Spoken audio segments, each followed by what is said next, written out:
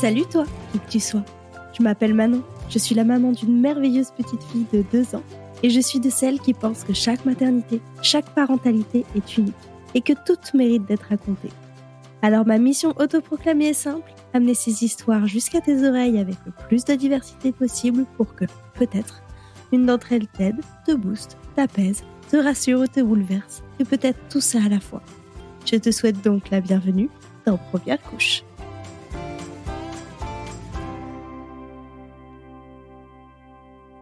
La nouveauté de cette saison, c'est que tu peux devenir un Fire Tippers en soutenant financièrement le projet sur Utip. Oui, je sais, j'avais dit Patreon. Mais si j'aimais énormément le fait de pouvoir appeler les merveilleuses donatrices ou donateurs avec le doux nom de couche, Utip a d'autres mérites. Le concept est simple, vous pouvez faire un don ponctuel ou mensuel de la somme que vous voulez et vous aurez accès au Discord Première Couche regroupant les invités qui le souhaitent et les super Fire Tippers. Ainsi que d'autres surprises, mais je ne voudrais pas tout vous dévoiler d'un coup. Pour s'y rendre, c'est très simple, il suffit de se rendre sur Utip, utip.io/première couche, tout attaché sans accent. Ou alors d'aller cliquer sur le lien en description. Un gigantesque merci d'avance à tous ceux qui sauteront le pas et commençons tout de suite notre épisode. La césarienne est un accouchement mal vu dans notre société, voire même par certains vu comme un non-accouchement, alors que bien sûr que c'en est un. C'est pourquoi, souvent, les parents ne sont pas préparés à cette éventualité, ni aux suites de couches qui sont pourtant bien différentes d'un accouchement voix basse. Malheureusement, la césarienne est souvent vue comme un échec, surtout quand on a rêvé d'un accouchement physio. Pourtant, il y a des manières de vivre cet accouchement de façon moins passive ou simplement de mieux le vivre si on était correctement informé et préparé. Maëlle a 3 enfants. Si ses grossesses ont toujours été idylliques, ses accouchements ne se sont quant à eux jamais passés comme prévu ou voulu. Une périvite posée sans trop demander, un travail qui stagne et son premier accouchement vire à la césarienne d'urgence. Une issue non préparée et difficile à accepter qui s'enchaîne avec un allaitement difficile. La pilule est difficile à avaler pour Maëlle. Deuxième bébé, il se présente en transverse, présentation plutôt rare qui oblige à une césarienne programmée. Après quelques péripéties, c'est finalement également une césarienne d'urgence qui aura lieu. Dans cet épisode, Maëlle nous raconte tout ça, mais aussi ses allaitements, comment son troisième bébé s'est aussi retrouvé en transverse, occasionnant une autre césarienne programmée qui finira également en césarienne d'urgence après les mêmes péripéties que le deuxième, les suites de couches de ces césariennes, et on parlera aussi de parentalité positive, du cheminement quand on se rend compte que tout est merveilleux dans le pays de la théorie, mais que nous vivons dans celui de la pratique, et de comment se passe la vie avec 3 enfants de 2 à 8 ans. Bonne écoute! Salut Maëlle, merci beaucoup d'être là aujourd'hui avec moi. Eh bien, merci de m'accueillir chez toi, donc. C'est moi dans mon ordi. Eh ben, commençons tout de suite. Qui es-tu et d'où viens-tu? Alors, je suis Maëlle, j'ai 40 ans cette année. D'où je viens, à l'origine, je suis du Gard et aujourd'hui, j'habite, dans la région grenobloise. Ah, ça devrait plaire à certaines de mes copines qui nous écoutent. Coucou! Comment est-ce que tu as rencontré ton mec? Alors, on s'est rencontrés moi, je travaillais, dans une bibliothèque, sur un campus d'une école, d'ingénieurs et lui faisait sa thèse, dans cette école. Et avaient été organisés des cours de danse entre midi et 2 et donc on s'est retrouvés à apprendre le rock et la salsa. Sympa. Voilà et je sais que ma chef de l'époque, avait un peu insisté pour que je m'inscrive au cours et je lui avais dit: «Si je rencontre quelqu'un là, tu vas être insupportable». Et elle a été insupportable? Et non, elle a été sympa, elle a rien dit. Mais du coup, voilà, j'ai rencontré, Jérôme, là. Je l'ai un peu dragué pendant 4 mois avant qu'il se laisse convaincre quand même. Oh, dis donc! Ouais. Persévérante. Je suis persévérante, oui. Après, bon, il m'avait pas, repoussée ni rien, mais il m'a dit après qu'en fait, il attendait d'être sûr de lui parce qu'il savait que si, s'il disait oui, après c'était pour un bon moment en tout cas, quoi. C'était pas juste une histoire comme ça. OK, c'est mignon. Oui, oui, après c'est mignon, mais Mmh. bon, pas aux 4 mois, Oui, c'est non. c'est moins mignon, j'imagine, oui. Ça doit être très frustrant. Voilà. Et toi, pour toi, les enfants, c'était un sujet ou pas du tout? Alors je pense que quand j'étais petite, oui, je voulais des enfants, de manière classique et puis, quand j'ai fait mes études, donc, j'avais entre 20 ans et 28 ans, c'était plutôt non. J'avais peur de plein de choses. Donc c'était voilà, non, je voulais pas d'enfants a Tu priori. avais peur de quoi? Bah, déjà la personne avec qui j'étais à l'époque, je ne l'imaginais pas père. Ah, oui, forcément. Donc en fait, quand j'imaginais avoir des enfants, j'imaginais les avoir toute seule et voilà et j'avais peur de pas les aimer, j'avais peur qu'ils soient malades, j'avais peur qu'ils deviennent, des tueurs en série, enfin voilà, je me disais: «Mais, si mon enfant, devient délinquant», enfin bon voilà. J'avais plein de peurs et puis, quand j'ai rencontré, Jérôme, lui, il en voulait, c'était sûr et lui, voilà, lui, je l'imaginais, plus père et du coup, ma réflexion a mûri avec lui. Ah ouais, tu le bon. Oui, ben, voilà, en fait, Enfin, tu avais c'était besoin du bon, du coup. j'avais besoin du bon et pour lui, c'était tellement évident, en fait, que du coup, c'est devenu aussi évident pour moi, je crois. Ouais, il t'a entraîné naturellement, Oui, dans cette pente, dans cette pente vertigineuse. très, très vertigineuse, oui, c'est C'est clair. ça. Et alors vous vous lancez quand? Donc on se lance 2 ans après notre rencontre. Donc on s'est rencontrés en 2010 et donc en début 2012, on se dit: «Allez, c'est parti, on a bien envie» et puis, ben, c'était un peu long, il se passait rien. Au bout d'1 an, toujours rien et du coup, on est allé consulter, le service, PMA, du CHU de Grenoble. Donc après, c'est un peu flou, je me souviens pas trop de tous les protocoles qu'on a suivis. Je sais qu'au début, c'était les rendez-vous, tous les matins, tôt pendant une période du cycle pour faire prise de sang, échographie, pour surveiller le cycle, pour voir un peu, voilà où Voir comment en ça fait, se passait? voilà, voir comment ça se passait, si j'ovulais bien, si, on voyait des problèmes, En fait, c'est premier arrivé, premier servi et donc sachant qu'on travaillait, voilà, on se retrouvait à 7 heures le matin, pour faire, prise de sang, tout ça. A priori, il y avait pas de problème. Après, Jérôme a fait aussi lui, des analyses de son côté, donc spermogramme, voilà. Il y avait pas l'air d'y avoir, grand chose, qui marchait pas. On a fait le test de Heuner, donc ça, c'est hyper glamour, c'est-à-dire que J'avoue que je ne connais pas oui, celui-là. ben, tu vas voir, c'est magnifique. Donc ils te disent, vous faites l'amour à telle heure, le soir et lendemain à telle heure, vous venez au laboratoire et on regarde, vos glaires, Ah oui! voir, comment évoluent les spermatozoïdes, dans les glaires cervicales. Enfin bon bref, c'est génial. Enfin franchement, c'est OK. c'est hyper, hyper sexy, J'imagine, oui. pas du tout intrusif.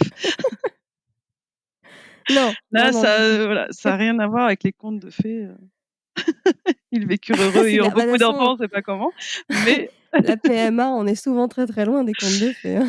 oui, voilà, c'est ça. Donc on a fait ça et puis, bah, il se passait toujours rien. À un moment donné, j'ai eu à prendre un traitement pour, stimuler mon ovulation. Donc je crois qu'au début, c'était juste des cachets et puis au bout d'un ou 2 cycles, j'ai fait, des piqûres pour, toujours stimuler, et puis toujours rien. Donc là, ça faisait 1 an et demi qu'on essayait. Commence à faire long.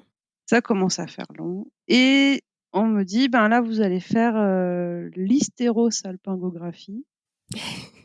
Il y a toutes les C'est voyelles et les consonnes, c'est bon. voilà, ça, c'est un mot qu'on connaît, je crois que si on l'a fait parce que je sais pas combien il y a de lettres, mais Beaucoup, trop. beaucoup de lettres, Mon beaucoup trop compte de lettres. triple. Là, celui-là, si on arrive à le placer au Ah Scrabble, oui? c'est bon. Et donc en fait, ils injectent un liquide coloré dans les trompes pour voir si elles sont bouchées. Donc ils me font ça, ça fait, bon, ils préviennent que ça fait mal, c'est comme des douleurs de règles. Après moi, j'étais allongée sur une table, en métal, donc vraiment pas confortable, sur le dos, donc on peut pas moi quand, j'ai des douleurs de règles, j'aime bien me recroqueviller. Là, impossible, donc voilà, pour moi, c'est ça qui a été douloureux et on a reçu un courrier, de l'hôpital en nous disant: «Ben, le résultat est pas top, top. Donc on voudrait faire une cœlioscopie». OK. C'est-à-dire, tu sais? Eh ben, non, je sais pas ce que c'est parce que, je D'accord. l'ai jamais faite. Ben, je regarderai. Voilà. Je crois qu'ils vont voir un peu plus, profondément avec une caméra, ce qui se passe, quoi. J'ai dit que j'allais chercher, donc j'ai cherché. L'IMR de Marseille, IMR voulant dire Institut de médecine de la reproduction, indique sur son site que, je cite, la cœlioscopie est une technique qui permet de visualiser non pas l'intérieur de l'utérus, mais l'ensemble des organes pelviens, parois externes de l'utérus, trompes, ovaires et abdominaux. Son principe consiste à réaliser, sous anesthésie générale, une petite incision au niveau de l'ombilic qui permet l'insufflation de gaz carbonique, CO2, dioxyde de carbone, dans la cavité abdominale, ainsi que l'introduction par la même incision d'un tube optique équipé d'une caméra permettant de visualiser les organes. La cœlioscopie permet ainsi de mettre en évidence des lésions de l'appareil génital interne féminin qui n'ont pas été observées à l'examen clinique, à l'échographie et à l'hystérosalpingographie, et d'apprécier l'état des trompes en vérifiant qu'elles ne sont pas bouchées. On observe le passage d'un liquide coloré des trompes vers la cavité intrapéritonéale, comme l'hystérosalpingographie, et de réaliser dans certains cas des prélèvements d'ovaires pour analyse. Je vous mets le site évidemment en description. Retour à l'épisode. En fait, jusque-là, on avait rien dit à personne. On faisait, voilà, on n'avait pas prévenu nos familles qu'on essayait, on n'avait pas prévenu qu'on n'y arrivait pas. Mais la cœlios alors je sais pas exactement parce qu'il y a la colioscopie, c'est le côlon et là, c'est cœlioscopie, je crois. Enfin, c'est pas la même chose. OK.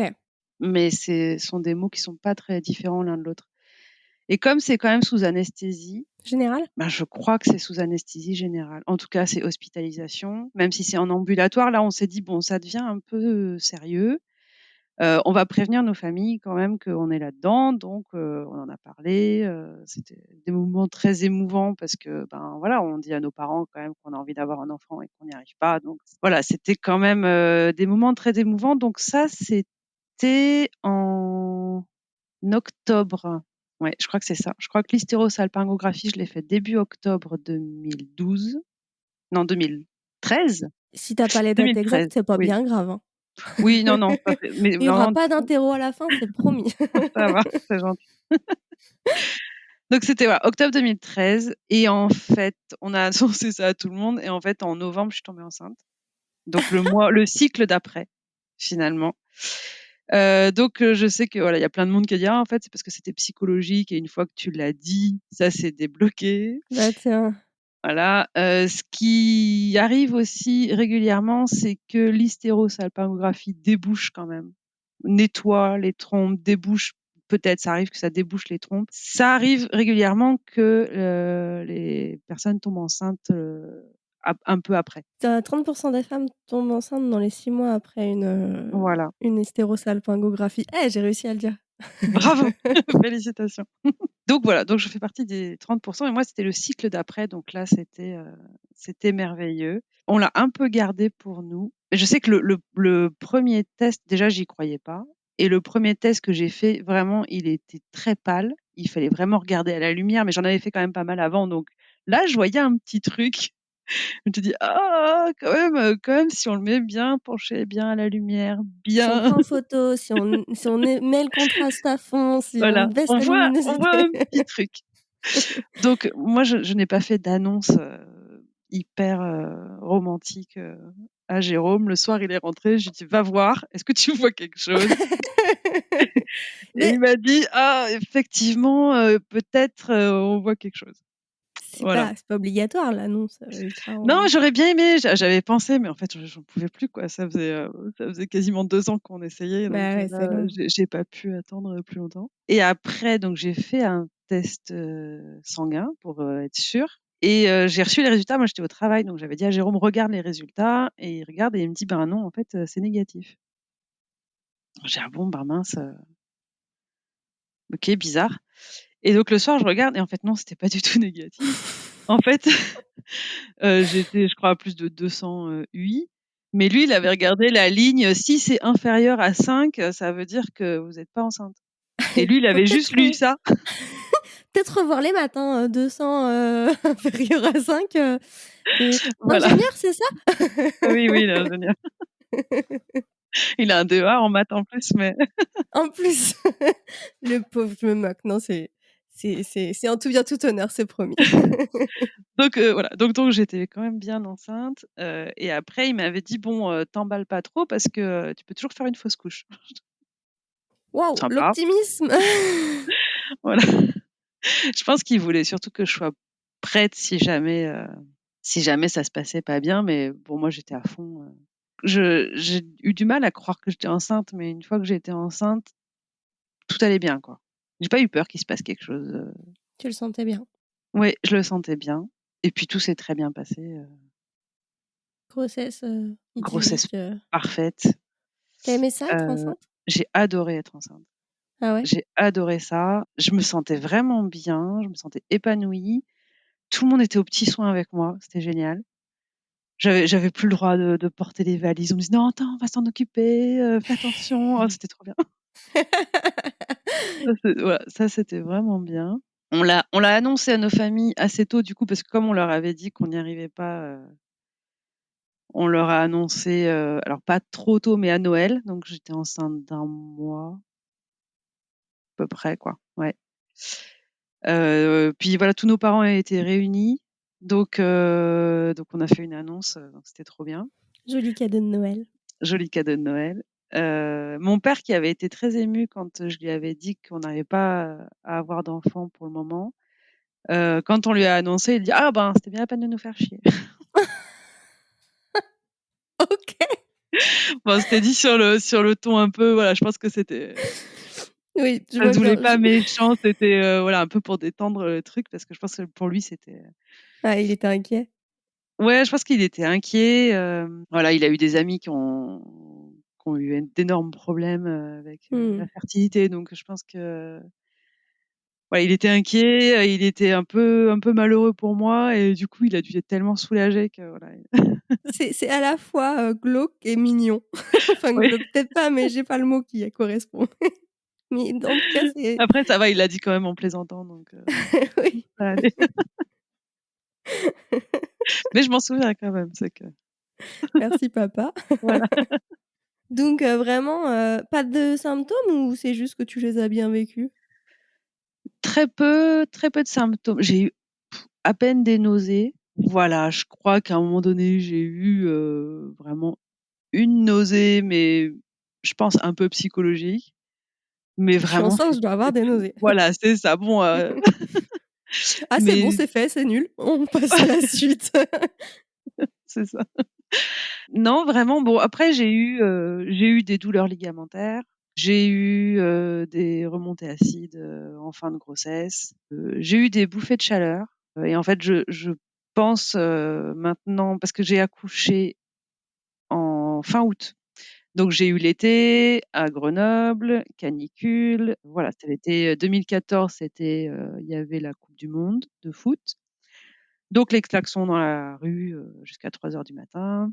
Donc moi, je pensais qu'il faisait juste très chaud, je dormais la fenêtre ouverte, avec le ventilateur sur la figure, sans couette, rien du tout. Jérôme à côté, il avait froid. Moi, je dis: «Ah, j'en peux plus, j'ai trop chaud», et en fait, j'ai eu ça pour mes 3 enfants, donc je pense qu'enceinte, j'ai des bouffées de chaleur Ouais. la Oui, nuit. parce que Ouais. malgré ce qu'en dit, Manon de Daroni Foot Club, à Grenoble, il pleut pas tout le temps Non, et même des fois, il fait chaud, mais des des fois, fois, c'est la il fait canicule. très, très chaud. Mais bon, voilà, moi, j'étais tellement bien Ça te gênait pas. que non, c'était pas grave. Enfin, C'est chouette. C'est chouette ça. ouais. Et alors, cet accouchement, tu avais prévu quoi pour ce premier accouchement? Comment tu t'étais préparée? Je crois que je m'étais pas tellement préparée. On avait suivi la préparation à la naissance, la méthode Bonaparte. Ce qui est quand même une préparation un peu plus que classique? Oui, oui, on est plutôt branchés, plutôt naturel, plutôt voilà, moi, Bonaparte, ça me plaisait bien parce que le papa était impliqué, parce que, il était là pour, aider à gérer la douleur. Voilà, donc moi j'aime bien qu'ils prennent les choses en main et que Moi, je m'étais dit: «Voilà, je serai pas forcément en état de gérer quoi que ce soit. Lui, il sera là pour m'aider» et je trouvais que voilà, on était, d'accord avec, bah, lui, il est de toute façon très impliqué donc ça nous allait bien comme méthode. Mais je m'étais pas trop projetée dans la naissance. Je m'étais un peu dit: «Bon, on verra, de toute façon, la grossesse se passe tellement bien qu'il y a pas de raison, pour que l'accouchement se passe pas bien. Puis de toute façon, voilà, il y a des milliards de femmes, qui y sont passées, pour qui, ça se passe très bien. Ce qui est pas faux, Donc il y a pas de raison». mais c'est pas faux, mais oui, c'est une façon d'y aller. Après, c'est sûr que quand ça se passe pas aussi bien, du coup, tu peux tomber vite de haut, mais c'est une façon de Et d'y aller. oui. Oui et d'ailleurs, j'étais pas très inquiète. Bon, je crois que j'avais pas trop envie de savoir, je m'étais dit: «De toute façon, à un moment donné, il va falloir y aller, on ira». Oui, faut que ça sorte. Mais voilà, mais j'ai pas forcément envie de me projeter avant, quoi. J'étais très bien dans ma grossesse, je me dis: je me laisserai faire et ça se passera bien». Voilà. Nous, on avait décidé, comme on avait été suivis en PMA au CHU, on avait décidé d'aller, accoucher au CHU et du coup, ben, l'accouchement, comment ça s'est passé? Alors on a eu, la visite, de contrôle le jour de la date prévue d'accouchement.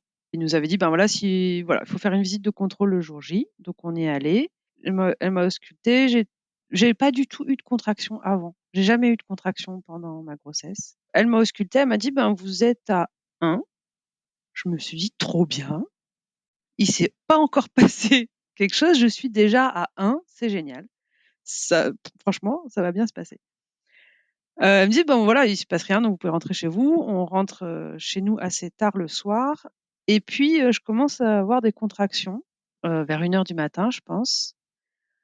Voilà, tranquille, donc Jérôme, dort. Je me dis: «Ben, je vais attendre un peu, je vais le laisser dormir et puis, voilà, je vais attendre un peu, de voir comment ça se passe». Et puis on m'avait dit: «Ben, faut attendre 2 heures, il faut avoir des contractions». Je crois que c'était toutes les 5 minutes pendant 2 heures et au bout de 2 heures, vous pouvez venir. Donc Une recommandation classique pour une, voilà, c'est ça. Moi, j'avais pas perdu les os, rien du tout et du coup, j'attendais, je me dis: «OK, bon». J'avais pas d'application, rien du tout. Donc je me dis: «Bon, là, ça doit faire 5 minutes». Je sentais qu'elles étaient assez rapprochées. J'arrivais très bien à gérer et puis bon, au bout d'un moment, j'en avais un peu marre, donc je crois vers 5 heures, j'ai réveillé Jérôme en disant: «Bah, voilà, là, peut-être on va pouvoir y aller, j'ai des contractions», tout ça. peut-être je vais 5 heures accoucher du quand même. matin. Bon, je pense que ça se passe quelque chose. Donc on arrive à la maternité à 6 heures. Et voilà, on nous a mis dans une salle pour, voilà, pour que le travail avance, mais c'était Ah, pas la salle de une salle de naissance. pré-travail? Oui, voilà, je pense que c'est ça. Et ils nous ont dit: «Ben là, voilà», alors ils m'ont réauscultée, je crois que j'étais toujours à 1. Là, je me suis dit: «Ah mince, C'était finalement, plus tant une bonne nouvelle? non, non, ça va, là, c'était quand même un bon». Je me suis dit: «Ah bon, tout ça pour ça? Bon, OK».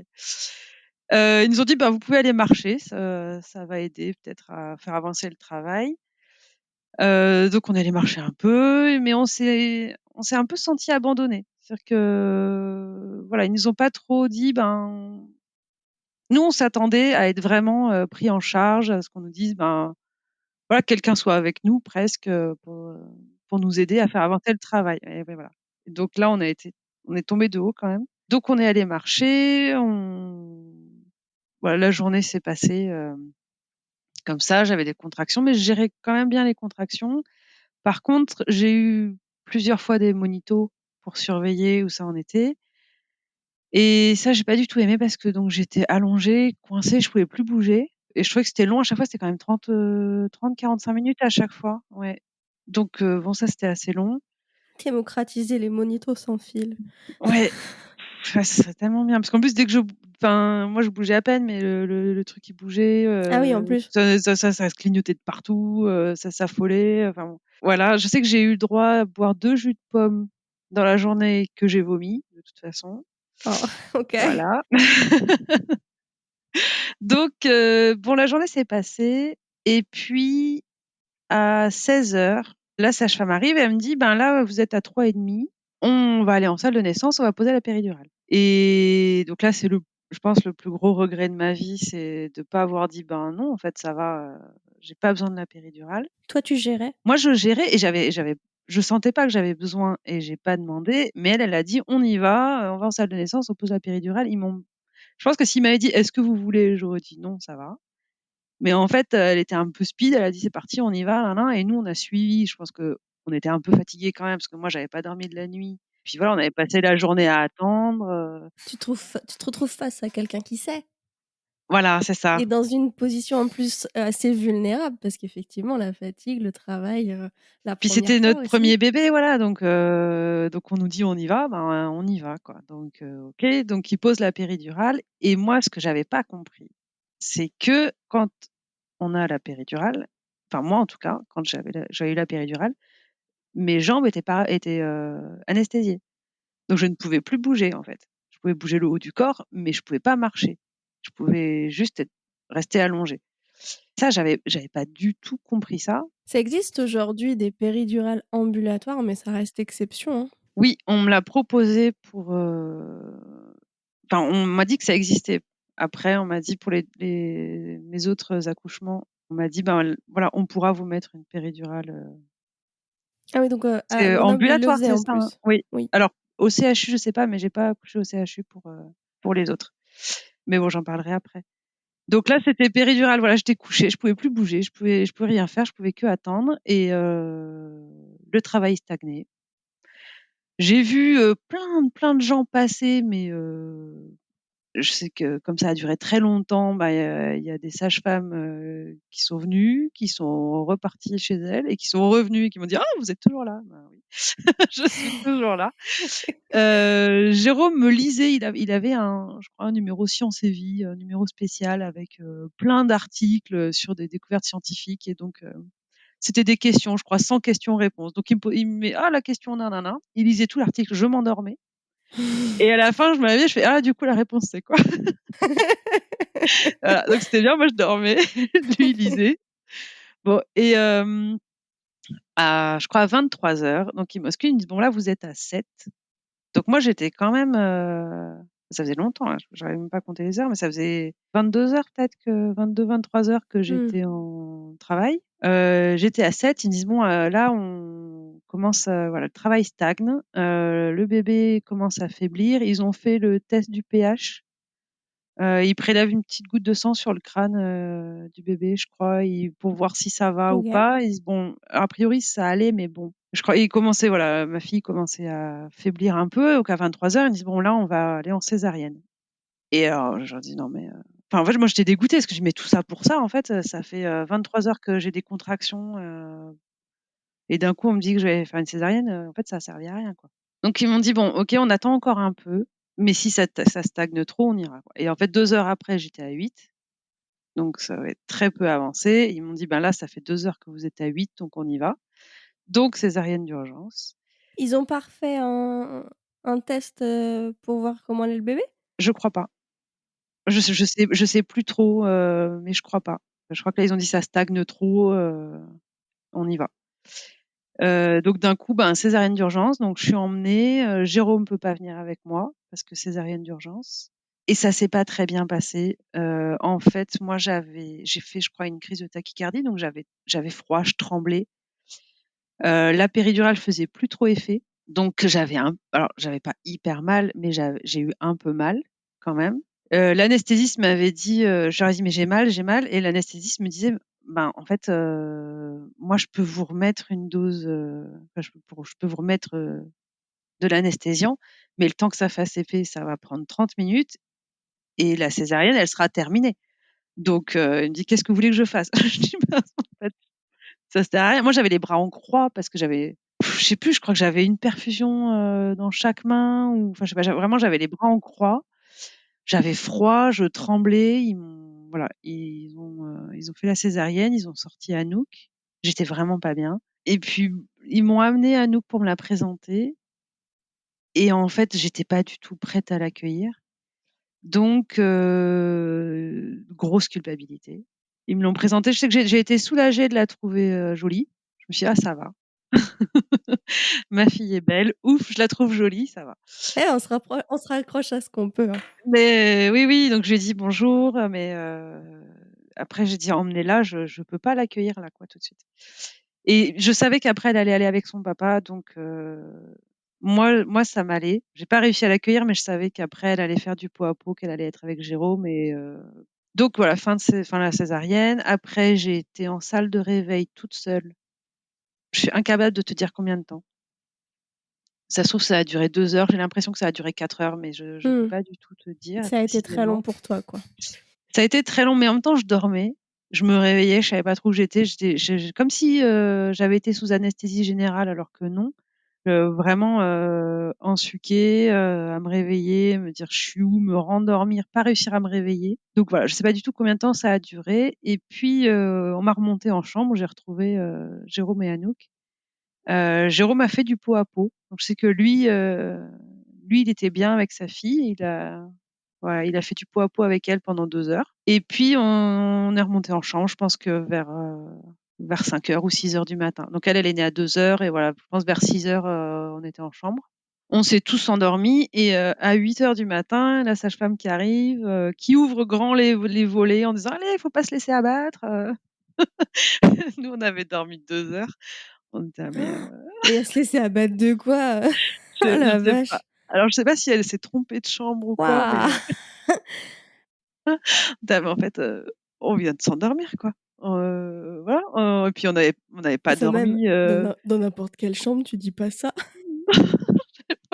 en plus, on n'avait pas dormi pendant 2 nuits, quasiment, quoi, donc bon, on était un peu fatigués, voilà. Donc ça, Quelle horreur.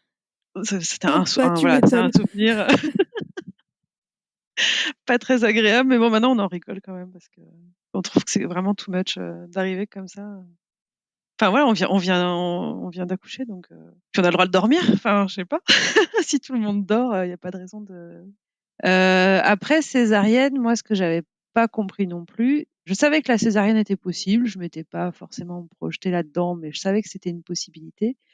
Par contre, je n'avais pas du tout anticipé, la semaine qui suivait, c'est-à-dire que je ne pouvais pas me lever, les premiers jours, donc je ne pouvais pas m'occuper de mon bébé, je pouvais pas aller la chercher quand elle pleurait. Je pouvais pas lui faire ses soins, changer sa couche, voilà. Et ça, voilà, ça, j'avais pas du tout compris ça non plus, j'avais trop mal. De toute façon, j'avais une perfusion dans chaque bras parce que j'ai eu de la fièvre, donc je sais plus, enfin, je crois que j'avais peut-être des antibiotiques, je sais plus, mais en tout cas, j'avais une perfusion dans chaque bras. Donc pour se déplacer, c'était très compliqué et puis j'avais très mal de toute façon, donc en fait, il faut pas utiliser ses abdos, donc je pouvais pas m'asseoir, toute seule. Il faut remonter le lit, voilà, s'appuyer sur ses bras, enfin tout ça, enfin, c'est très compliqué. Donc heureusement que Jérôme était là, tout le temps. On avait amené un matelas, pour qu'il puisse dormir, avec moi, donc heureusement qu'il y avait ça. Donc lui, il allait chercher, donc ma fille qui s'appelle Anouk, il allait chercher Anouk. Il me l'amenait, il s'en occupait. Voilà, c'est lui qui changeait sa couche. Ça a été compliqué aussi pour moi de pas pouvoir. Donc je m'en occupais. Enfin, en fait, je lui donnais à manger, quoi.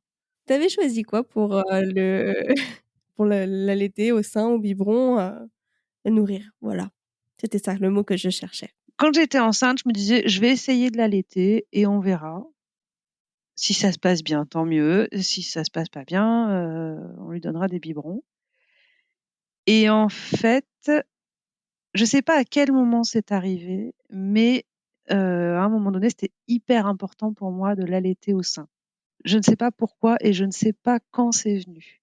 Peut-être avec le recul, je me dis, peut-être que c'est parce qu'avec la césarienne, voilà, j'ai eu l'impression alors bon, je sais que c'est pas ça, mais j'ai quand même l'impression d'avoir raté mon accouchement ou de pas vraiment avoir accouché et du coup, peut-être que c'est ça, qu'il fallait que je rattrape quelque chose avec l'allaitement au sein. En tout cas, voilà, c'était vraiment, vraiment hyper important pour moi. Donc je l'ai allaitée au sein tout de suite. Voilà, dès qu'elle a eu envie de téter et que j'étais là. Par contre, ça m'a fait mal quand même, dès le début, mais les sages-femmes m'ont dit que c'était normal que ça fasse mal parce que voilà, il faut le temps que le sein s'habitue. Je crois que c'est au bout de 10 jours, si ça fait encore mal, c'est pas normal et en fait, ça m'a fait très mal et autant Anouk tétait bien, c'est-à-dire qu'elle buvait bien au sein, autant en fait, elle était pas bien positionné et du coup, j'ai eu des crevasses très douloureuses. J'ai eu aussi, des engorgements, je pense que j'ai eu un début de mastite parce que j'ai eu de la fièvre à un moment donné. Je pense petite mastite parce que j'ai une cousine qui a vraiment eu une mastite, carabinée, et elle a dû vraiment stopper l'allaitement donc voilà, moi j'ai eu un peu de fièvre, mais c'était très douloureux. Je pleurais, quand elle prenait le sein. Mon conjoint m'a dit: «Écoute, ça va pas, il faut passer au biberon», mais je voulais absolument pas, c'était un échec, de plus. Donc je dis: «Non, non, non, je veux continuer, je veux l'allaiter. Au bout d'un moment, voilà, ça va passer, ça va aller» et je pense au bout de 6 semaines, j'ai appelé une consultante en lactation, donc qui a regardé, comment Anouk, tétait et qui m'a dit effectivement qu'elle était mal positionnée. Sauf qu'à ce moment-là, corriger sa position, moi, j'y arrivais pas du tout.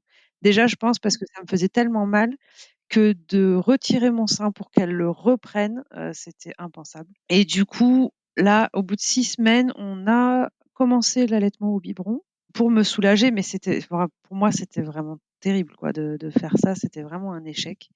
Je pense que c'était après la césarienne, je pense que c'était un échec de plus, pour moi. C'est vraiment pour moi, hein, c'est Mais sociétalement, en plus, la césarienne est très mal vue. On te renvoie un petit peu que, c'est pas vraiment un accouchement alors que si, totalement et du coup, je peux comprendre qu'on ait cette, vision-là.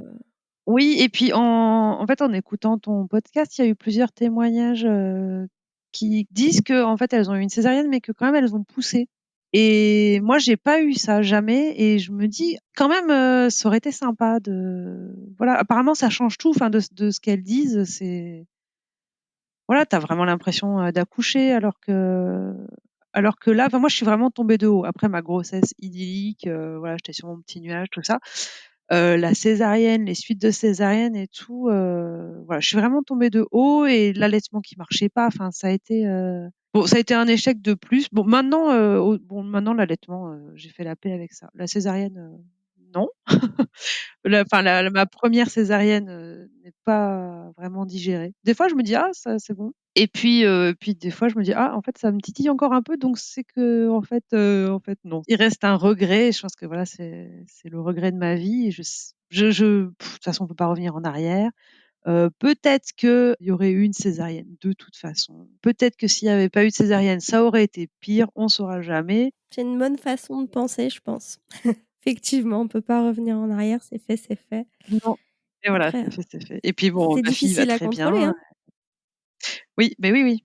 Bon après j'y pense pas tous les jours. Après c'est vrai que ma petite sœur vient d'accoucher là, dimanche, donc ça remue des choses. Ah oui, c'est tout récent. Oui, tout nouveau bébé. Donc l'allaitement, on a introduit les biberons pour faire un allaitement mixte, à partir de 6 semaines et jusqu'à 6 mois.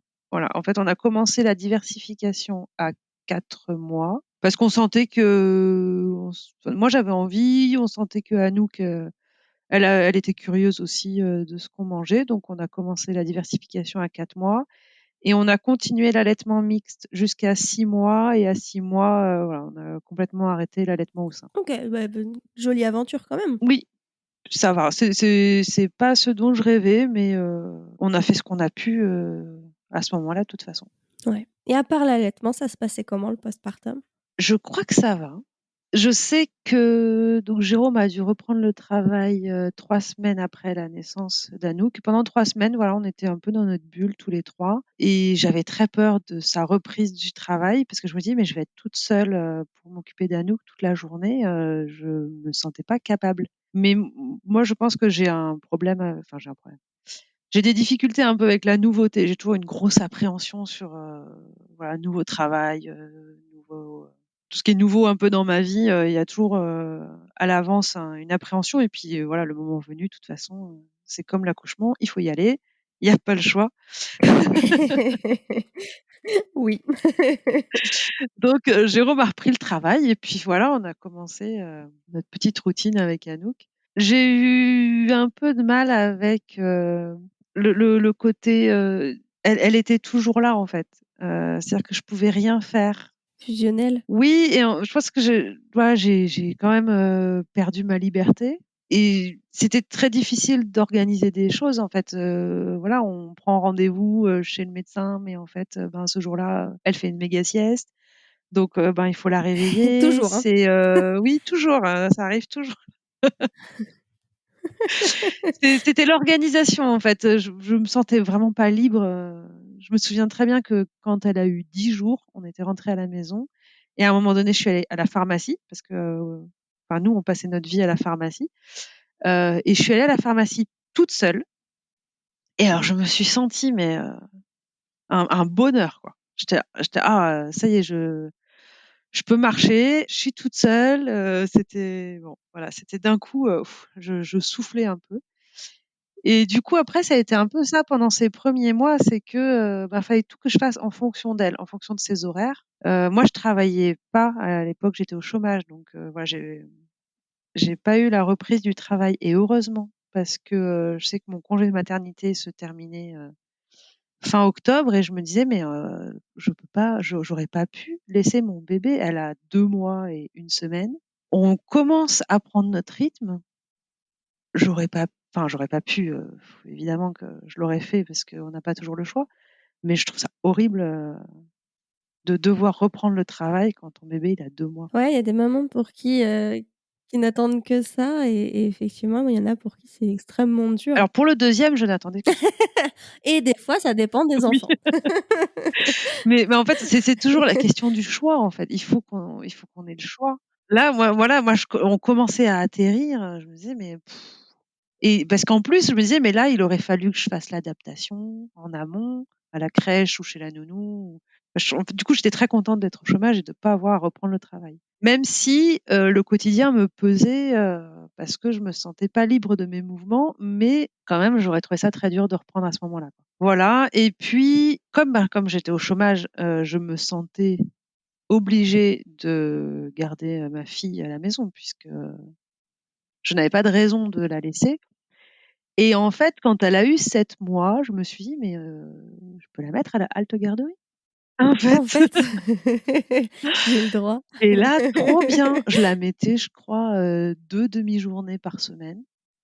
Donc c'est pas énorme, mais c'était, je soufflais, oui et puis du coup, voilà, je pouvais prendre des rendez-vous de mon côté, je pouvais me reposer sans me dire: «Ah, elle va se réveiller dans 30 minutes». Enfin, je pouvais prévoir des choses, je pouvais aller chez le coiffeur, enfin je pouvais faire des courses, des trucs, voilà, pas extraordinaires, mais vraiment, ça m'a fait un bien fou de me dire: «Je peux la mettre à la halte garderie», tout en quand même n'assumant pas complètement parce que, je travaillais pas et que j'aurais très bien pu m'occuper d'elle. Donc déjà, j'avais ce besoin d'avoir des moments pour moi en dehors de mon enfant. Comme vraiment beaucoup. Bah oui, parce que la société tu es une femme enfin, tu dois Et t'occuper tu de dois tes être enfants. Que fusionnelle moi. et que Et oui, ça doit être l'amour de ta vie, tout ça quoi, voilà. Ça n'empêche pas, non, ça n'empêche pas du tout. mais ça empêche pas que des fois on a envie de les qu'ils soient un petit peu loin, Voilà, quelques pour heures. se retrouver quoi, et d'ailleurs, j'ai pas parlé de la vague d'amour que je n'ai pas ressentie. Et pareil, je me suis dit: «Mais je suis pas normale». Je n'ai pas ressenti cette vague d'amour. Après, j'avais un peu l'excuse de, la césarienne qui s'était pas très bien passée, mais j'ai jamais ressenti ça, en fait. Même pas 2 jours après ou ça m'est pas arrivé d'un coup comme ça. Et pendant longtemps, c'est plus, je pense que c'est plus un amour, je sais pas comment dire, un amour qui est là, mais qui m'est pas tombé dessus d'un coup. Et pareil, en écoutant ton podcast, il y a alors je sais plus s'il y a une ou plusieurs personnes qui ont dit, au moins une qui a dit: «Moi, je pense que j'ai commencé à l'aimer quand elle était dans mon ventre». Et je me suis dit: «Ah, c'est ça. C'est ça, je l'aimais depuis le début, même peut-être avant qu'elle arrive puisqu'on l'a attendue longtemps, mais à partir du moment où elle a été, dans mon ventre, je l'ai aimée tout de suite». Mais et en fait, ça m'a fait tellement de bien d'entendre ça et je me suis dit: «Ah mais en fait, c'est ça, c'est que je l'aimais déjà, quoi». Après, je dis pas que celles qui ont une vague d'amour n'aimaient pas déjà leur enfant, hein, mais moi, ça m'a fait du bien de me dire que voilà, l'amour, il était déjà là. Enfin, je sais pas comment. Non et puis Même si c'est le cas, enfin, il y en a qui ressentent la vague d'amour parce que, bah, il y avait pas cette notion d'amour avant, ce qui peut être, carrément compréhensible, hein. Un bébé dans son ventre, Ouais, c'est quand même mais tout est hyper abstrait. possible, hein. Il y a ceux qui l'ont pas ressenti, qui le ressentiront jamais parce que c'est un lien qui se construit au fur et à mesure, ça reste une personne qu'on connaît pas. C'est possible, effectivement et je peux comprendre que ça fasse du bien de savoir que, bah, on n'est pas la seule, que ce soit dans un sens ou dans l'autre. Dans tous les cas, personne ne vit. Enfin, je ne pense pas qu'aucune mère vive quelque chose et qu'elle soit la seule à le Oui, vivre. et on nous dit, ouais, quand elle tu vas voir l'accouchement, c'est le plus beau jour de ta vie, donc clairement pour moi, non. Je sais plus qui c'est qui disait, je crois que c'est Florence Foresti qui disait: «Mais si c'est ça le plus beau jour de leur vie, mais Je veux pas voir quelle le vie?» reste de la vie. Voilà. Je suis d'accord. Enfin, il y en a sûrement pour qui c'est le plus beau jour de la vie, hein, mais Non, pas bah, pour voilà, moi. pour moi non plus, mais bon, il y a quand même cette notion où tu dois avoir la vague d'amour, tu dois aimer ton enfant tout de suite, tu dois te consacrer à ton enfant, enfin et en fait, si tu rentres pas dans ces injonctions-là, c'est pas évident quand même, je trouve de ouais, il y a quand même enfin, pour moi, il y a quand même une culpabilité de me dire: «Est-ce que je suis normale? Est-ce que je suis une bonne mère? Est-ce que» Mmh et si j'ai bien compris, de ce que j'en ai entendu, 2010, c'était pire dans ce niveau de ces injonctions-là. On n'entendait que ça. Alors qu'aujourd'hui, on peut peut nuancer un peu. si on Ouais, on on peut commence nuancer, à enfin, ça il y a des discours qui se nuancent. Je sais pas, hein, je suis pas devenue maman en 2010, enfin dans les années 2010, mais c'est ce que j'ai entendu. ouais, ben, ouais, voilà et bon, bah, c'est ce qu'on lit dans les livres, quoi, ça, bon alors après, moi j'étais aussi bien partie dans enfin j'étais bien motivée pour tout ce qui est, parentalité positive, parentalité bienveillante. De toute façon, qui veut une parentalité malveillante? Je ne sais pas. Oui. Mais voilà, j'avais commencé à lire des livres, j'avais dit à Jérôme: «Ah ben, moi je voilà, on va faire ça, comme ça, on dit stop et on dit pas non. Il faut pas faire de phrases négatives puisqu'un enfant ne comprend pas la négation. Pas de punition et en fait, je crois que ma chance, c'est d'être un peu flemmarde et de enfin, je me suis assez vite dit: «Mais trop de travail, quoi».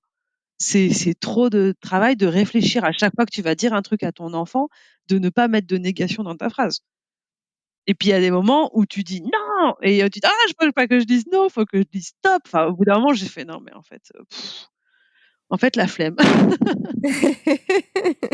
Donc je suis pas allée très loin dedans. Voilà. Après, je trouve que c'est beau, hein, dans leurs livres, les discours, ça fait Ah, en rêver, hein. théorie, c'est Ils te merveilleux. disent, ah, c'est génial, hein. Tu te dis: «Ah, mais trop bien, quoi. En fait, mon enfant ne va pas faire de crise parce que, je vais pas lui dire, non, trop bien» et en fait, ça ne marche pas. Enfin, pour nous, ça n'a pas marché et je me dis: «Mais tu vois, là, aujourd'hui, il faut qu'on leur dise, ne mange pas la bouche ouverte» et on leur a dit 15 milliards de fois et ils le font encore. Et je me dis: «En fait, comment on fait pour» enfin, forcément, il faut répéter aux enfants. Il faut répéter, répéter, répéter. Donc dans les livres, tu as l'impression que pof, tu mets ton truc en place et c'est bon. Mais c'est beau, voilà, la théorie, c'est beau, quoi. Tout est merveilleux en théorie Mais la pratique, et en plus, les crises, enfin les l'opposition, ça fait partie du développement normal de l'enfant. C'est son psychisme qui se développe, c'est et voilà et je trouve, enfin, pour moi, en plus, d'avoir lu les trucs, d'avoir mis des choses en place et qu'en fait, il y ait quand même des crises, je me dis: «Mais en fait, je m'y prends mal». Encore une fois, et c'est c'est ce qu'on moi te qui raconte en fais pas plus. bien, quoi. Mmh. Ouais. C'est que tu as mal compris, c'est que tu as pas fait comme il fallait. C'est ça qui est le pire dans ce courant, c'est qu'il y a jamais de remise en question. C'est si ça ne marche pas, c'est forcément ta faute C'est ta faute, ouais, c'est toi qui as pas bien fait et ta faute en tant et que mère, voilà. hein, tu remarqueras. Ah bah oui. Le père, il est absent de la parentalité positive. C'est ça. Pauvre papa. Enfin, le père ou le copain en d'ailleurs, hein. Mais voilà. Donc un jour, c'est même si c'est une conversation très intéressante, je pense qu'on va éviter que cet épisode ne dure 4 heures Oui. et je te propose de passer, bah, à la suite chronologiquement. Très vite, il me semble, me rappeler, tu as eu envie d'un deuxième enfant, enfin vous avez eu envie d'un deuxième enfant. Oui, alors c'était dans l'absolu, c'était nous, mais ça a été moi, enfin, c'est moi qui ai, déclenché le truc à un moment donné. Anouk avait 1 an, je crois J'ai une copine qui nous a annoncé qu'elle était enceinte et je me suis dit: «Ah!» Moi aussi, je veux bien. Ça me fait envie, voilà. Anouk était un bébé très cool. Elle dormait bien, elle mangeait bien, elle souriait tout le temps. C'était vraiment, le bébé idéal, bah, c'était Ça enfin aide vraiment super, à se super relancer. bébé. Voilà, donc forcément on se dit: «Ah bah facile, on va faire un deuxième. Donc Anouk a eu 1 an et puis en plus je me suis dit comme Anouk, ben, on sait pas, comment je suis tombée enceinte. Pour Anouk, peut-être que c'était un miracle et que ça se reproduira jamais.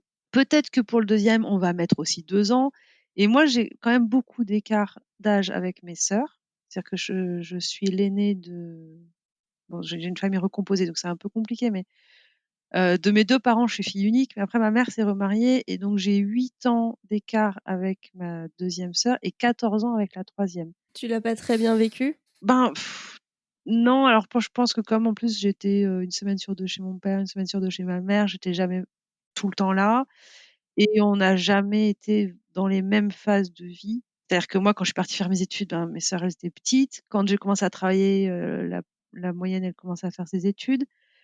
Quand j'ai eu des enfants, la deuxième faisait ses études. Enfin voilà, on est toujours en décalé.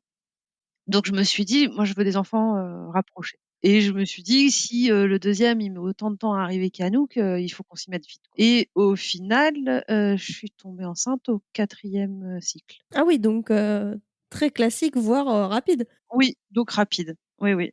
Chouette. Alors au début, je m'étais dit: «Ah, je vais essayer de pas tomber enceinte le même mois, j'aimerais bien qu'il naisse à tel mois» puis en fait après je fais: «Non mais en fait on s'en fout, je vais juste tomber enceinte et on verra bien». Déjà, on va essayer que ça marche. Voilà, c'est ça, et s'ils naissent en même temps, enfin la même période, et donc effectivement, je suis tombée enceinte à peu près, à la même, période de l'année. C'est ton mois, octobre, novembre, Oui, pardon. novembre, c'est ça, c'est C'est l'automne, il fait froid, faut se réchauffer. Et pareil, grossesse, très bien. Alors bon, plus fatigante parce que il y avait déjà Anouk, qui commençait à marcher. Ben, voilà, on a déjà un enfant à s'occuper, voilà. Moi, je travaillais toujours pas. Par contre, j'essayais, en fait, j'étais au chômage, mais j'essayais quand même de trouver du travail, donc je postulais. En même temps, j'avais fait des démarches, j'avais fait un bilan de compétences pour essayer de voir un peu si je pouvais me reconvertir. J'avais, fait des démarches pour, intégrer une école, en alternance, voilà, donc je faisais aussi tout ça en même temps, pendant ma grossesse. ouais, donc fatigant. Déjà qu'une Donc grossesse, c'est fatigant, ouais. fatigant, mais alors avec tout le reste, ouais, j'imagine, ouais. Oui, voilà. Alors à l'époque, Anouk, elle allait chez la nounou, du coup. Alors je sais plus si elle y allait plus qu'à la halte garderie. Elle était quand même plus gardée. Je sais plus si elle y allait toute la semaine, mais voilà, elle y allait quand même, au moins 3 jours par semaine. Donc moi, voilà, j'avais quand même des moments à moi, mais le soir, c'était fatigant. C'était une période aussi où Jérôme, il était en déplacement, 2 jours par semaine, donc voilà. Donc quand même grossesse plus fatigante, même si la grossesse pareil, hein, douleurs ligamentaires, les mêmes symptômes, mais pas de nausées, voilà. Donc une grossesse qui s'est aussi très bien passée. Je sais qu'à la fin de la grossesse, je pense que j'étais enceinte de 8 mois, donc pareil, à Grenoble, 40°. J'ai passé un entretien, enceinte de 8 mois. Waouh! Je suis arrivée, louloulou ah oui, parce que j'ai eu des appels, en fait, moi, de base, je suis, j'ai fait des études de bibliothécaire et pour trouver donc moi, ce qui me plaît, c'est la bibliothèque universitaire et pour travailler en bibliothèque universitaire, il faut passer des concours. C'est très compliqué, d'avoir des postes. Là, j'étais partie pour une reconversion, dans la comptabilité parce que je trouvais pas en bibliothèque. Et au mois de juin, je crois, ou mai-juin, l'ABU, enfin la bibliothèque universitaire de Grenoble m'a appelée. Donc ils ont dû ressortir mon CV, de 3 ans avant en me disant: «Bah, là, on a un poste». J'ai dit: «Ah ben, je suis hyper intéressée, mais je suis en congé maternité dans 3 semaines». Comment vous Voilà, dire, les donc gars, le timing, bof, quoi.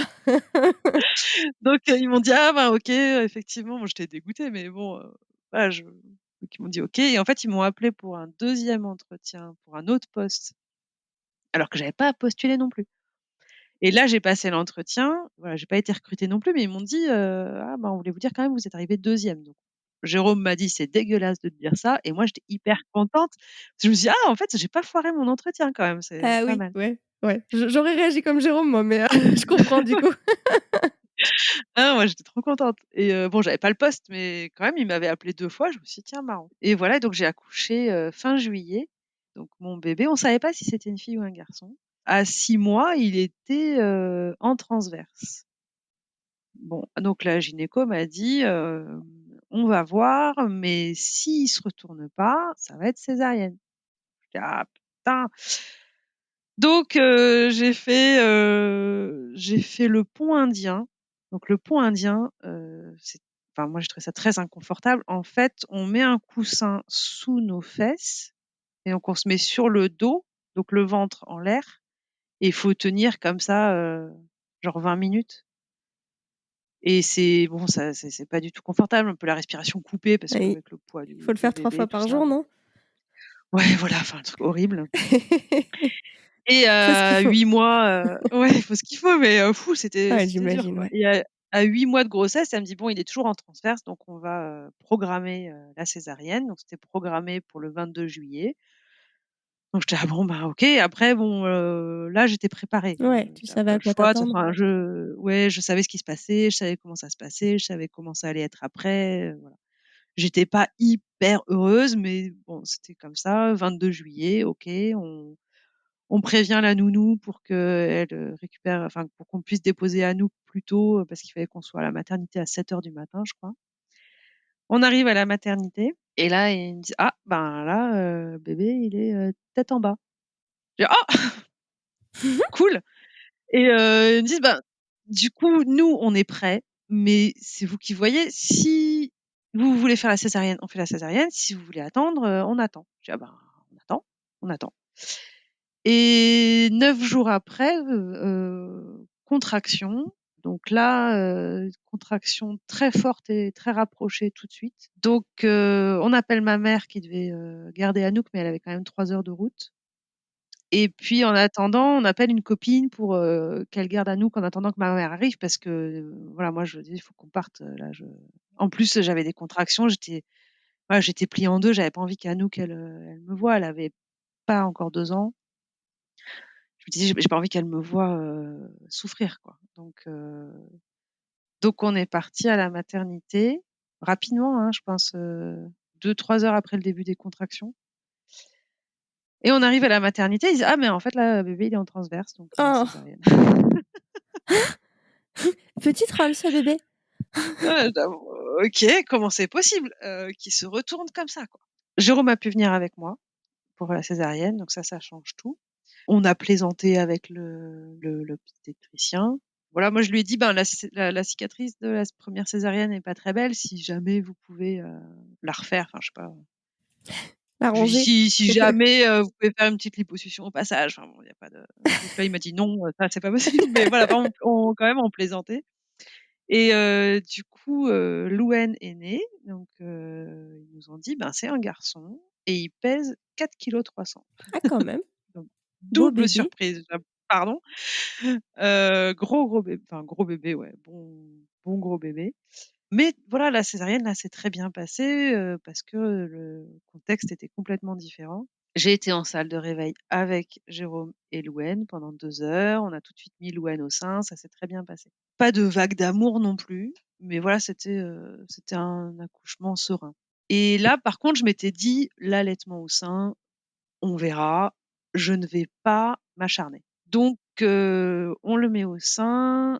En fait, il a perdu pas mal de poids, donc il est né à 22 heures et le lendemain, je crois le lendemain ou le surlendemain, enfin il avait perdu 300 grammes et ils m'ont dit: «Ben là, s'il reprend pas, du poids, va falloir, lui donner un biberon ou quelque chose».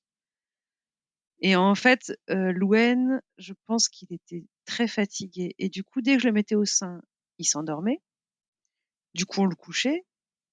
Du coup, il dormait, 1/4 d'heure, 20 minutes, il se réveillait parce qu'il avait faim. Je le remettais au sein, mais comme il était fatigué, il s'endormait. Enfin bon, du coup, c'était un peu un cercle vicieux et quand je le mettais au sein, il me disait: «Mais il faut le stimuler ce bébé, il faut qu'il tète, donc il faut pas qu'il s'endorme, donc il faut lui pincer les joues et tout». Enfin, c'était horrible, Oh oui, tu pour moi, ça a m'étonnes. été horrible de le réveiller, de lui pincer les joues pour le réveiller. Enfin, c'était vraiment très dur et moi, je voulais pas spécialement qu'il prenne un biberon, donc il m'avait dit: «Ben, ce qu'il faut faire, c'est que vous l'allaitez, après vous tirez votre lait et à la tétée suivante, je sais plus dans quel ordre, mais je crois qu'il fallait lui donner le lait qui avait été tiré, après il fallait le mettre au sein, après il fallait que je retire mon lait, après et cetera. Enfin, putain, mais en fait, je vais passer ma vie à ça, c'est pas possible. Oui, c'est horrible au début ça.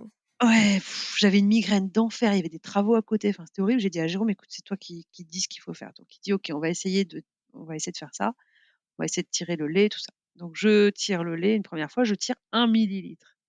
J'étais dégoûtée, mais elle me dit: «C'est normal, c'est, le début, il y a pas eu encore la montée de lait. 1 millilitre, c'est normal». Bon, ben, très bien. Donc la deuxième fois, je tire 5 millilitres. Je me dis: «Génial, 5 fois plus». Et là, elle me dit: «Ah non, en fait, ça va pas du tout». OK. Tu avais pas eu ta montée de lait? Non, j'avais pas eu mon montée de lait encore et là, j'ai dit: «Bon, on laisse tomber, moi je peux pas. Là, on va lui donner le biberon. C'est pas grave, mais là, je ne peux plus». Et comme c'est, donc là, j'ai accouché, dans une clinique et c'est une clinique amie des bébés. Donc normalement, voilà, ils t'aident pour l'allaitement au sein, tout ça. Donc ils m'ont dit: «Ah quand même, c'est dommage». Je dis: «Non, mais je peux pas. Là, je ne peux pas. Ça a été trop compliqué pour ma fille. Je ne me relance pas là-dedans, à tirer mon lait, pour rien. Enfin voilà, c'est pas possible, on lui donne des biberons et puis voilà». Donc on a donné des biberons, il a repris du poids, on est sortis, on est rentrés chez nous. Ah ça m'a fait un bien fou de lui donner des biberons. Je me sentais, libérée, tout le monde pouvait participer, il y avait mes parents qui étaient là pour s'occuper, d'Anouk qui pouvait donner le biberon et tout, trop bien. Et puis, je sais pas, le lendemain ou le surlendemain, j'ai eu ma montée de lait et je me suis dit: «Ah quand même, c'est dommage tout ce lait, qui est là et du coup qui sert pas, quoi». Ah, elle s'est faite, vachement tard. Oui, mais en fait, elle s'est faite même s'il t'était plus. C'est ça Ah qui oui, est c'est marrant. Enfin, c'est marrant. Je sais pas si c'est marrant, mais du coup, je me suis dit: «Ah bon, ben, je vais essayer», donc je l'ai remis au sein un petit peu, ça se passait bien et puis, je suis allée voir une consultante en lactation.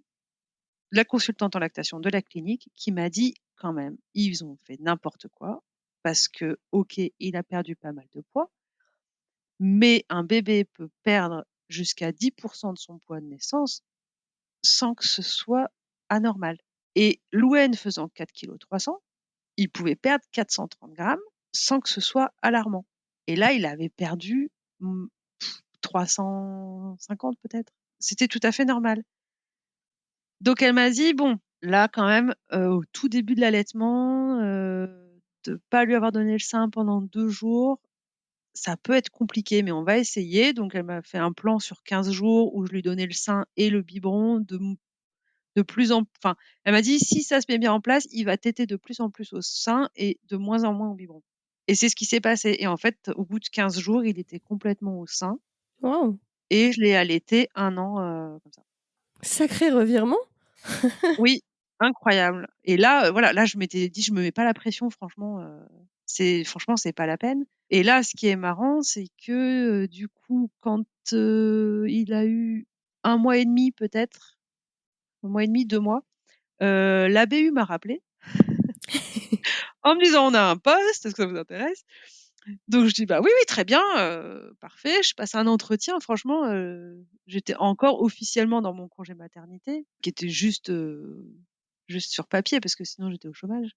J'ai passé mon entretien, j'ai été prise, j'ai commencé, je pense pas tout à fait, enfin, je pense que mon congé maternité était pas tout à fait terminé, à quelques jours près, quoi. Mais j'avais tellement en fait, ça faisait 5 ans que j'étais au chômage, j'avais tellement envie de travailler Tu m'étonnes. que j'ai dit oui. Jérôme a pris un congé parental, donc j'étais tout à fait sereine, en fait. J'ai laissé mon fils à son père, voilà, il y a pas eu, la crèche, la nounou, les adaptations, tout ça, quoi. Ouais, un sacré truc de reprendre le boulot là. Ah, c'était génial. En plus dans ma branche, Bah, ouais. c'était génial, je me suis régalée et du coup, je tirais mon lait au travail, mais là, j'avais pas le même tire-lait que la première fois et je tirais 200 millilitres. J'étais: «Waouh, mais incroyable, c'est J'avoue. tout ce lait, c'est ouf, quoi» et donc je pense que ça peut venir du tire-lait aussi.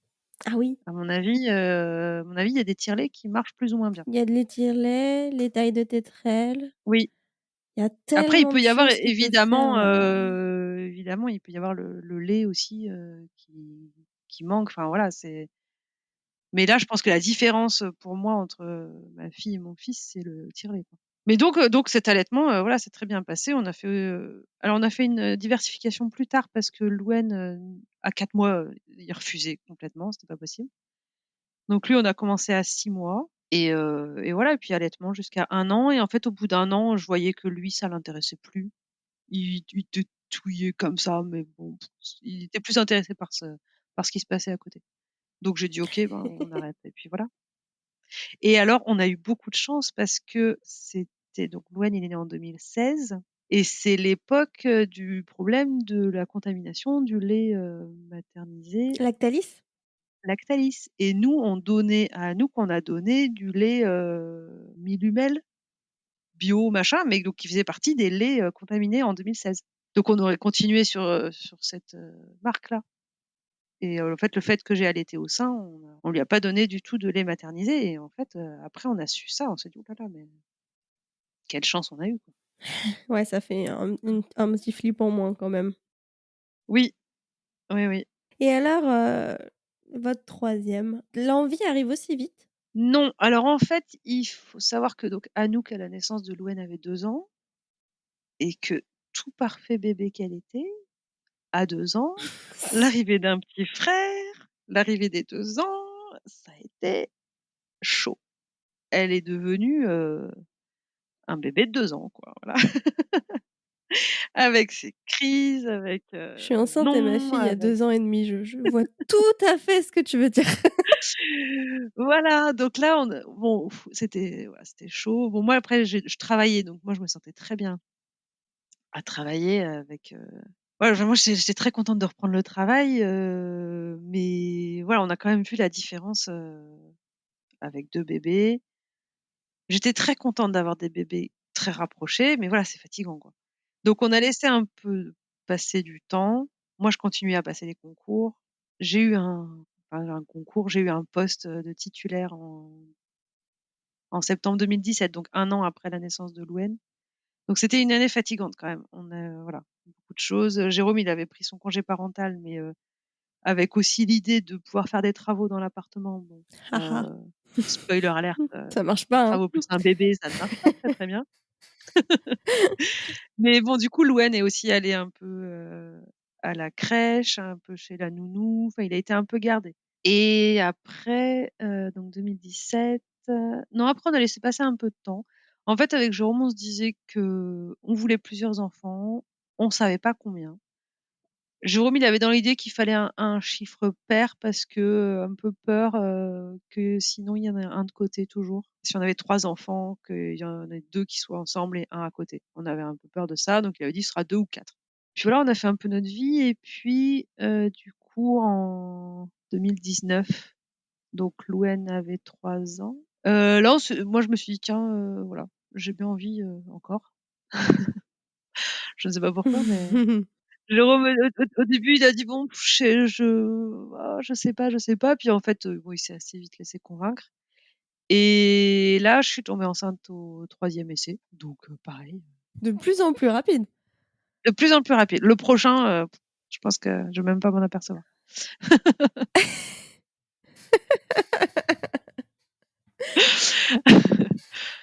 Et donc la grossesse cette fois? Donc la grossesse, ben, pareil, très bonne grossesse, pas de nausées, toujours pareil, bon, toujours les mêmes, douleurs ligamentaires, la fatigue parce que j'ai déjà 2 enfants petits, mais la grossesse très bien. Après, je ne retrouverai pas le bonheur, intégral de la première grossesse où j'étais vraiment centrée sur moi-même et tout ça, mais tout le monde est quand même aux petits soins avec moi. Là, je travaille, donc voilà, je suis contente de travailler, mais ça me fatigue aussi. Donc là, on a acheté une maison et l'année 2019, on est, en déménagement. En fait, on avait un appartement. OK. Ah oui, donc déménagement, boulot, Oui, en fait, on a acheté la maison, début 2019, mais on a gardé l'appartement jusqu'à l'été parce qu'Anouk était à l'école. Louane était à la crèche, on n'avait pas envie de bousculer tout le monde en plein milieu de l'année, et puis on s'est dit: «On va faire un déménagement cool». C'est-à-dire qu'on allait à la maison, le week-end, parce que c'est une maison à la campagne On y allait le week-end et donc à chaque fois qu'on y allait, on emmenait un peu des affaires. Donc le déménagement s'est fait en douceur sur 6 mois et ça franchement le meilleur déménagement de ma vie. Tu m'étonnes. Ah ouais, vraiment pas le stress de faire les cartons. En fait, on faisait des trucs au fur et à mesure, c'était trop bien et du coup, je suis tombée enceinte l'été, 2019. Ah, cette fois, novembre, c'était Voilà, plutôt moi. cette fois l'été. Mais si on fait été plus 9 mois, c'est moche? Ah oui, oui, bah, non, c'est parfait. Timing génial, parfait. Voilà, tu vas voir, c'était super. Voilà, donc effectivement. Et donc voilà, donc on était dans cette nouvelle maison, nouveau village. Les 2 enfants entrent dans une nouvelle école, donc Anouk en grande section et Louane en petite section. On est très bien dans notre maison, grossesse, très bien, parfait. Mon congé maternité devait commencer le 20 mars 2020. Voilà, au début de l'année, on commence à parler d'un virus, mais alors nous, on était, loin, loin de ouais, c'était en Chine, c'était loin. On se dit: «Bon, les pauvres», mais on se sentait pas du tout concernés, quoi. Moi, au boulot, j'en avais marre, donc je suis allée voir, ma sage-femme. J'ai fait un cours de préparation à l'accouchement, donc j'avais choisi le yoga cette fois-ci. Pour l'ON, j'ai pas dit, on avait choisi Aptonomie et ça n'a pas du tout marché avec nous. Jérôme a jamais, enfin, il a jamais réussi à sentir qu'il communiquait avec le bébé. Enfin, voilà, vraiment aucune, enfin, ça a pas du tout marché. J'ai l'impression que c'est hyper, personne dépendant, hein, l'autonomie. Personne et professionnel qui dirige l'autonomie aussi. Ouais, voilà, ou peut-être le bébé, enfin, je sais pas. En tout cas, ouais, il s'est rien passé, pour nous et là, j'avais décidé yoga. De toute façon, Jérôme pouvait pas venir avec moi ce coup-ci parce que, ben, 2 enfants déjà, le travail, on n'a pas de famille dans la région, donc voilà, c'était moi, je faisais la préparation toute seule. Je m'étais dit: «Yoga, ça peut être sympa». J'ai fait, 1 séance ou 2 séances et j'ai demandé à la sage-femme, je lui ai dit: «Est-ce que vous pouvez m'arrêter là, il me reste 1 semaine, je suis fatiguée, j'en ai marre», elle me dit: «Ah bah oui, pour 1 semaine, je vais vous arrêter». Donc là, on était le 12 mars. Il me restait le lendemain, 13 mars, je me suis dit: «Cool, je rentre à la maison et après, congé maternité». En plus, le troisième, on a 6 mois. Ça va être trop bien, les enfants vont aller à l'école et moi je vais pouvoir faire plein de trucs, je vais pouvoir me reposer, tu vois le truc venir? Je Ah vais bah, pouvoir oui, me oui, bah, reposer, je tout pense que tout le ça. monde me voit venir. Et donc je rentre, et j'allume la radio et là j'entends: «Ah ben, Macron, qui dit, ben, à partir de lundi, les écoles sont fermées». Quoi? Non! À partir de lundi commence mon congé maternité. Non, c'est pas possible et Je suis pas du d'accord. Repars coup virus. pour te dire à quel point on était à l'ouest, avec Jérôme, on se dit: «Ben, on va appeler, nos parents, pour, voir s'ils peuvent s'occuper des enfants». Ça marche pas, hein. Sauf que non, bah, non, pas du tout. Chacun reste chez Du soi, coup, en fait, confinement. oui, c'est le principe du Mmh, confinement. OK, OK, confinement, OK, très bien. Ah, il faut faire l'école à la maison, ah OK. Alors après, il y a plein de gens qui m'ont dit: «Ah mais tes enfants, ils sont en maternelle, franchement, tu t'en fous».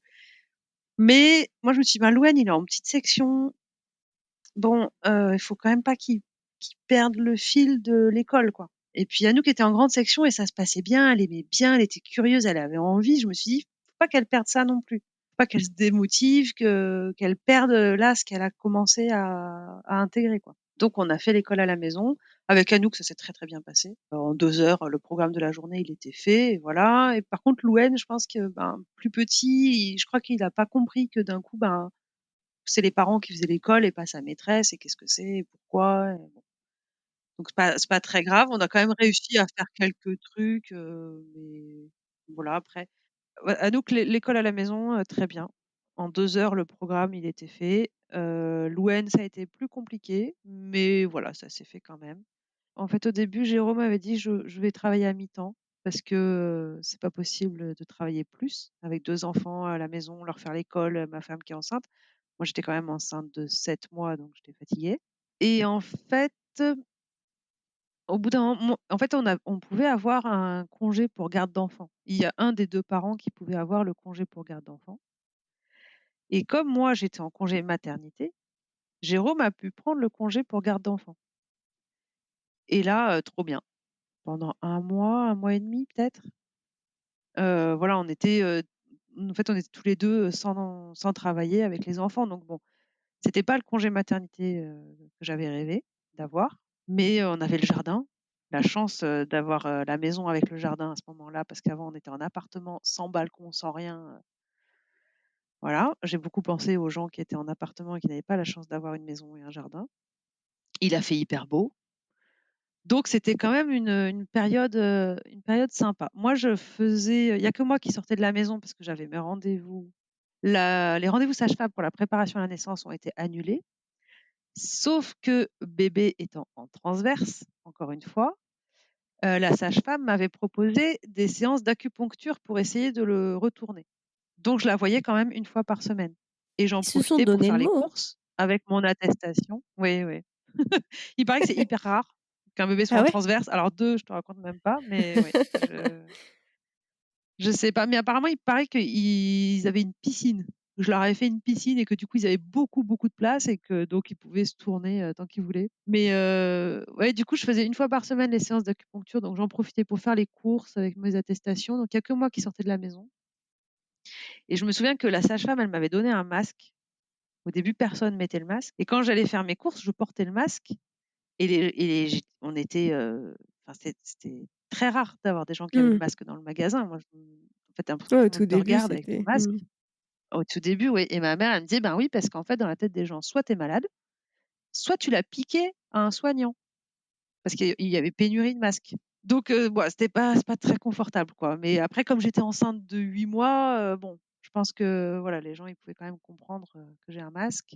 Voilà, donc le confinement s'est quand même bien passé pour nous. Voilà, c'était fatigant, mais c'était un bon confinement. On était tous les 4 à la maison, c'était cool. Et puis je faisais toujours le pont indien, encore plus que pour l'Oued, mais alors, j'en pouvais plus. l'acupuncture aussi, tu continuais du coup? Acupuncture, elle m'avait donné un bâton de moxa et en fait, il faut le chauffer et se faire chauffer les orteils, hein, et c'est un point d'acupuncture et du coup, ça aide le bébé à se mettre tête en bas. Voilà, ça attire le bébé vers le bas, pour qu'il se mette dans la bonne position normalement. Donc je faisais ça tous les jours, je faisais, le pont indien tous les jours, je faisais l'acupuncture. Petite précision sur le bâton de Moxa. La moxibustion, c'est une technique employée en plus de l'acupuncture pour inciter un bébé en siège, ou en transverse dans le cas présent, à se retourner pour être en position céphalique. Ça consiste à chauffer un point spécifique connu des acupuncteurs à l'aide du bâton. Aucune étude à ma connaissance n'atteste de son efficacité, mais il n'a été démontré aucun effet délétère non plus, hors risque de brûlure peut-être. Du coup, comme d'habitude, à vous de faire vos choix en fonction de ça. Retour à l'épisode. Visite, du dernier mois avec la gynéco et ben, bébé est encore en transverse. Donc on programme la césarienne au 4 mai et on nous avait dit que les papas ne pouvaient pas venir à la maternité, du tout. Il me pose et il revient me chercher à la fin, quoi. Et alors moi je m'étais dit: «Mais si j'ai une césarienne et que je peux pas m'occuper de mon bébé, comment je fais? Si Jérôme est pas là, je peux pas me lever pour aller chercher, le bébé quand il pleure». Enfin bon, je me suis dit: «Ça va être horrible». Donc césarienne programmée au 4 mai, ils me disent: «Ben, faites une visite de contrôle le 3 mai pour faire les papiers d'entrée, tout ça». Donc j'y vais le 3 mai toute seule et ils me disent: «Ah ben, bébé est tête en bas». Cool. Donc là, le médecin, appuie un peu sur mon ventre en me disant: «On va le caler. Là, normalement, la tête, elle va être engagée dans le bassin, il pourra plus bouger». OK, Je parfait, donc rigole, mais du coup, mon rire spoil la suite. oui, mais même scénario que le premier, quoi, enfin que le deuxième, que Louane. Et donc il me dit: «Je le cale tête en bas, nin nin». OK, parfait. Donc là, on est le 3 mai. Nous, on avait appelé ma mère parce que pareil, ben, le confinement, normalement, on pouvait pas se déplacer, donc on lui avait dit: «Ben, la césarienne le 4 mai», donc elle était arrivée 3 4 jours avant avec son attestation, tout ça, et après on savait que de toute façon, elle pouvait pas repartir jusqu'à la naissance. Donc moi, je rentre, je dis: «Ben non», du coup, il est tête en bas, donc on attend, tout ça. Donc après, on a attendu jusqu'au 15 mai. 15 mai, on va se coucher et à minuit, paf, je perds les os. Mais alors ça m'était jamais arrivé. Je sens le bébé qui tourne, qui bouge, ça faisait des trucs bizarres et d'un coup, paf! Et alors j'ai perdu, mais je sais pas combien de litres. Ça ne s'arrêtait plus, quoi. J'ai eu le temps juste de sauter du lit, flatch, une énorme flaque, quoi, et du coup, OK, et ça ne s'arrêtait pas de couler. Donc j'ai pris une douche en me disant: «OK, je vais attendre que ça s'arrête», et à chaque fois que je sortais de la douche, ça recoulait, donc je retournais dans la douche, puis à un moment donné, j'avais des contractions, pareil, hein, très douloureuses, très rapprochées tout de suite. Donc bon, j'avais quand même mal. Je me suis dit: «OK, à un moment donné, il faut y aller» et ça ne s'arrêtait pas de couler. Donc j'ai mis, des serviettes, on a mis une serviette dans la voiture, et en fait, bon, je suis arrivée, on est à 30 minutes de la clinique, je crois, en voiture, je suis arrivée, j'étais, trempée. Jérôme, il chronométrait les contractions dans la voiture et en fait, c'était toutes les minutes, quoi. J'avais une contraction, toutes les minutes et donc je suis arrivée trempée, donc le matin du 16 mai. Donc là, ils m'ont dit: «Bon, bah, vu comme vous êtes mouillée, on va vous garder». OK. Peu de Donc risque que ce soit autre chose. bah, voilà. Donc elle m'ausculte. Par contre, moi, j'avais des contractions pour les 3. J'ai eu des contractions dans les reins, donc Mmh. horrible. Apparemment, ça fait encore plus mal. Bah, je saurais jamais te dire, mais ça fait très, très Oui, du mal, coup. ouais, parce que, bah, dans les reins, c'est compliqué enfin, c'est compliqué, quoi. Tu peux pas te tenir le ventre, tu vois? Enfin, ça fait rien, il faut bon, je pense qu'il faut que le conjoint masse bien les reins, enfin, je sais pas, mais bon, ça c'est compliqué de se recroqueviller, voilà, enfin et donc là, il m'ausculte, donc j'étais allongée et couchée sur le dos, c'était insupportable, j'avais très, très mal. Elle m'ausculte et elle me dit: «Ben, il est en transverse». OK, donc césarienne, OK, c'est reparti et j'avais très, très mal et elle me dit: «Il faut rester comme ça». Je pouvais enfin, j'étais obligée de rester sur le dos en attendant je sais pas quoi. Ils m'ont posé une sonde urinaire parce que quand tu as une césarienne, ils te mettent une sonde urinaire et en fait, elle me l'a posée, comme ça, là. Ça m'a fait hyper mal. C'était horrible, horrible. Après, je suis arrivée en salle, de césarienne. Ils m'ont posé la rachianesthésie et ils m'ont dit: «Ah mais ils ont déjà mis la sonde urinaire? Bah, ils auraient pu attendre, qu'on ait posé, la rachie». Ben oui, ils auraient pu attendre parce que c'était horrible. Ça m'a fait hyper mal. Et alors à partir du moment où tu as l'arraché anesthésie, par contre là, c'est bon, tu sens plus rien, mais en attendant de l'avoir, c'est enfin moi j'avais vraiment très, très mal. Et après pareil, bon la césarienne, Jérôme était là, la même, que pour Louane quoi, cool, alors tu es quand même bien secoué, hein, parce qu'ils vont chercher le bébé, enfin je sais pas, ça te secoue dans tous les sens, Bon voilà, moi je m'étais faite à l'idée de toute façon. J'étais déçue parce que la gynéco m'avait dit: «OK, on peut tenter quand même une voix basse même si vous avez déjà eu 2 césariennes». J'avais fait tout ce que je pouvais, le bébé était tête en bas, je m'étais dit: «Bon ce coup-ci, j'ai perdu les os, enfin normalement, le médecin quand même mis la tête du bébé dans le bassin pour qu'il soit engagé, pour qu'il bouge plus». Enfin voilà, j'étais quand même, j'avais envie de tester, quand même une voix basse. Et puis non, bon donc de toute façon, c'est comme ça, la césarienne s'est bien passée. Pareil, salle de réveil avec, Milo, donc mon deuxième fils, troisième enfant. Lui, tout de suite, a très bien tété. Ça s'est très bien passé l'allaitement, très bien, et donc là ah oui, donc là, Jérôme a pu être là, en fait, parce qu'à partir du 4 mai, je crois, les papas pouvaient être là pour l'accouchement, 2 heures après et 3 heures par jour. Donc en fait, il repartait et il venait 3 heures par jour à la clinique. Donc c'était quand même mieux que ce qu'on nous avait dit. Pas idéal, mais c'était quand même mieux. Il était quand même là 3 heures par jour. Après moi, comme je pouvais pas me lever, quand je voulais pour aller, m'occuper de Milo et que de toute façon Milo, il pleurait quand même assez rapidement quand on le laissait dans son berceau, je m'étais dit: «Je vais le garder avec moi. Ce sera plus facile». Parce que les sages-femmes m'avaient dit: «Ben, dès que vous avez besoin, vous nous appelez». Mais je me dis: «Je vais pas les appeler, toutes les demi-heures, quand il a faim, quand il faut le reposer, quand, enfin». Moi, je me sentais pas de faire ça, j'étais trop gênée. Je me suis dit: «Non, je vais». Donc je l'ai gardé avec moi et après, à un moment donné, quand elles ont vu que je l'avais tout le temps sur moi, elles ont dit: «Mais vous dormez pas?» Alors je dis: «Ben si, je dors un peu, Quand même. et ben alors j'avais calé quand même le coussin d'allaitement d'un côté, il y avait la barrière du lit de l'autre, enfin et elle me dit: «Ah mais faut surtout pas dormir avec lui, c'est trop dangereux», alors j'avais dit: «Oui, oui, oui, d'accord, OK». Mais le troisième quoi, donc j'avais dit: «Oui, d'accord, très bien». La technique, la grande technique du oui, oui. Voilà, c'est ça. D'ailleurs, j'ai dit ça à ma sœur, j'ai dit: «Tu leur dis oui et tu fais ce que tu veux, en fait». Parce que un nouveau-né, quand même, il se retourne pas. Moi, j'avais quand même mis des trucs de chaque côté pour pas qu'il tombe et puis, je dormais pas très profondément, mais au moins on dormait tous les 2. Au moins, quand il avait faim, pof, je le calais au sein. J'étais autonome avec mon bébé et puis quand Jérôme venait, ben, voilà, il s'en occupait aussi, mais J'avais pas envie d'appeler quelqu'un, toutes les 30 minutes. En plus, après, ils disent: «Dès qu'ils tètent, il faut nous appeler pour nous dire, s'ils tètent». J'avais l'impression de les appeler tout le temps, enfin. Ouais, tu m'étonnes. Et puis il y a les recommandations et je suis très pro recommandations, mais il y a aussi, la vraie vie et des fois, on deal avec ce qu'on a et voilà. Oui et je pense que pour me mon 1er enfant, je l'aurais pas fait parce que j'aurais pas eu assez confiance en moi mais là, là, ça allait comme ça, quoi et voilà et puis comme il pleurait de toute façon, je me suis dit: «Si je le pose dans son berceau et qu'il pleure, de toute façon, on dort pas». Enfin donc Oui, dans tous les cas, il faut dormir à un moment donné. bah, c'est ça. Puis voilà, de toute façon, il se réveillait quand même, toutes les 2-3 heures pour téter donc enfin voilà, au moins on dormait. Bon, moi ça, voilà, donc je leur ai dit: «Oui, oui, d'accord» et puis puis je l'ai fait quand même.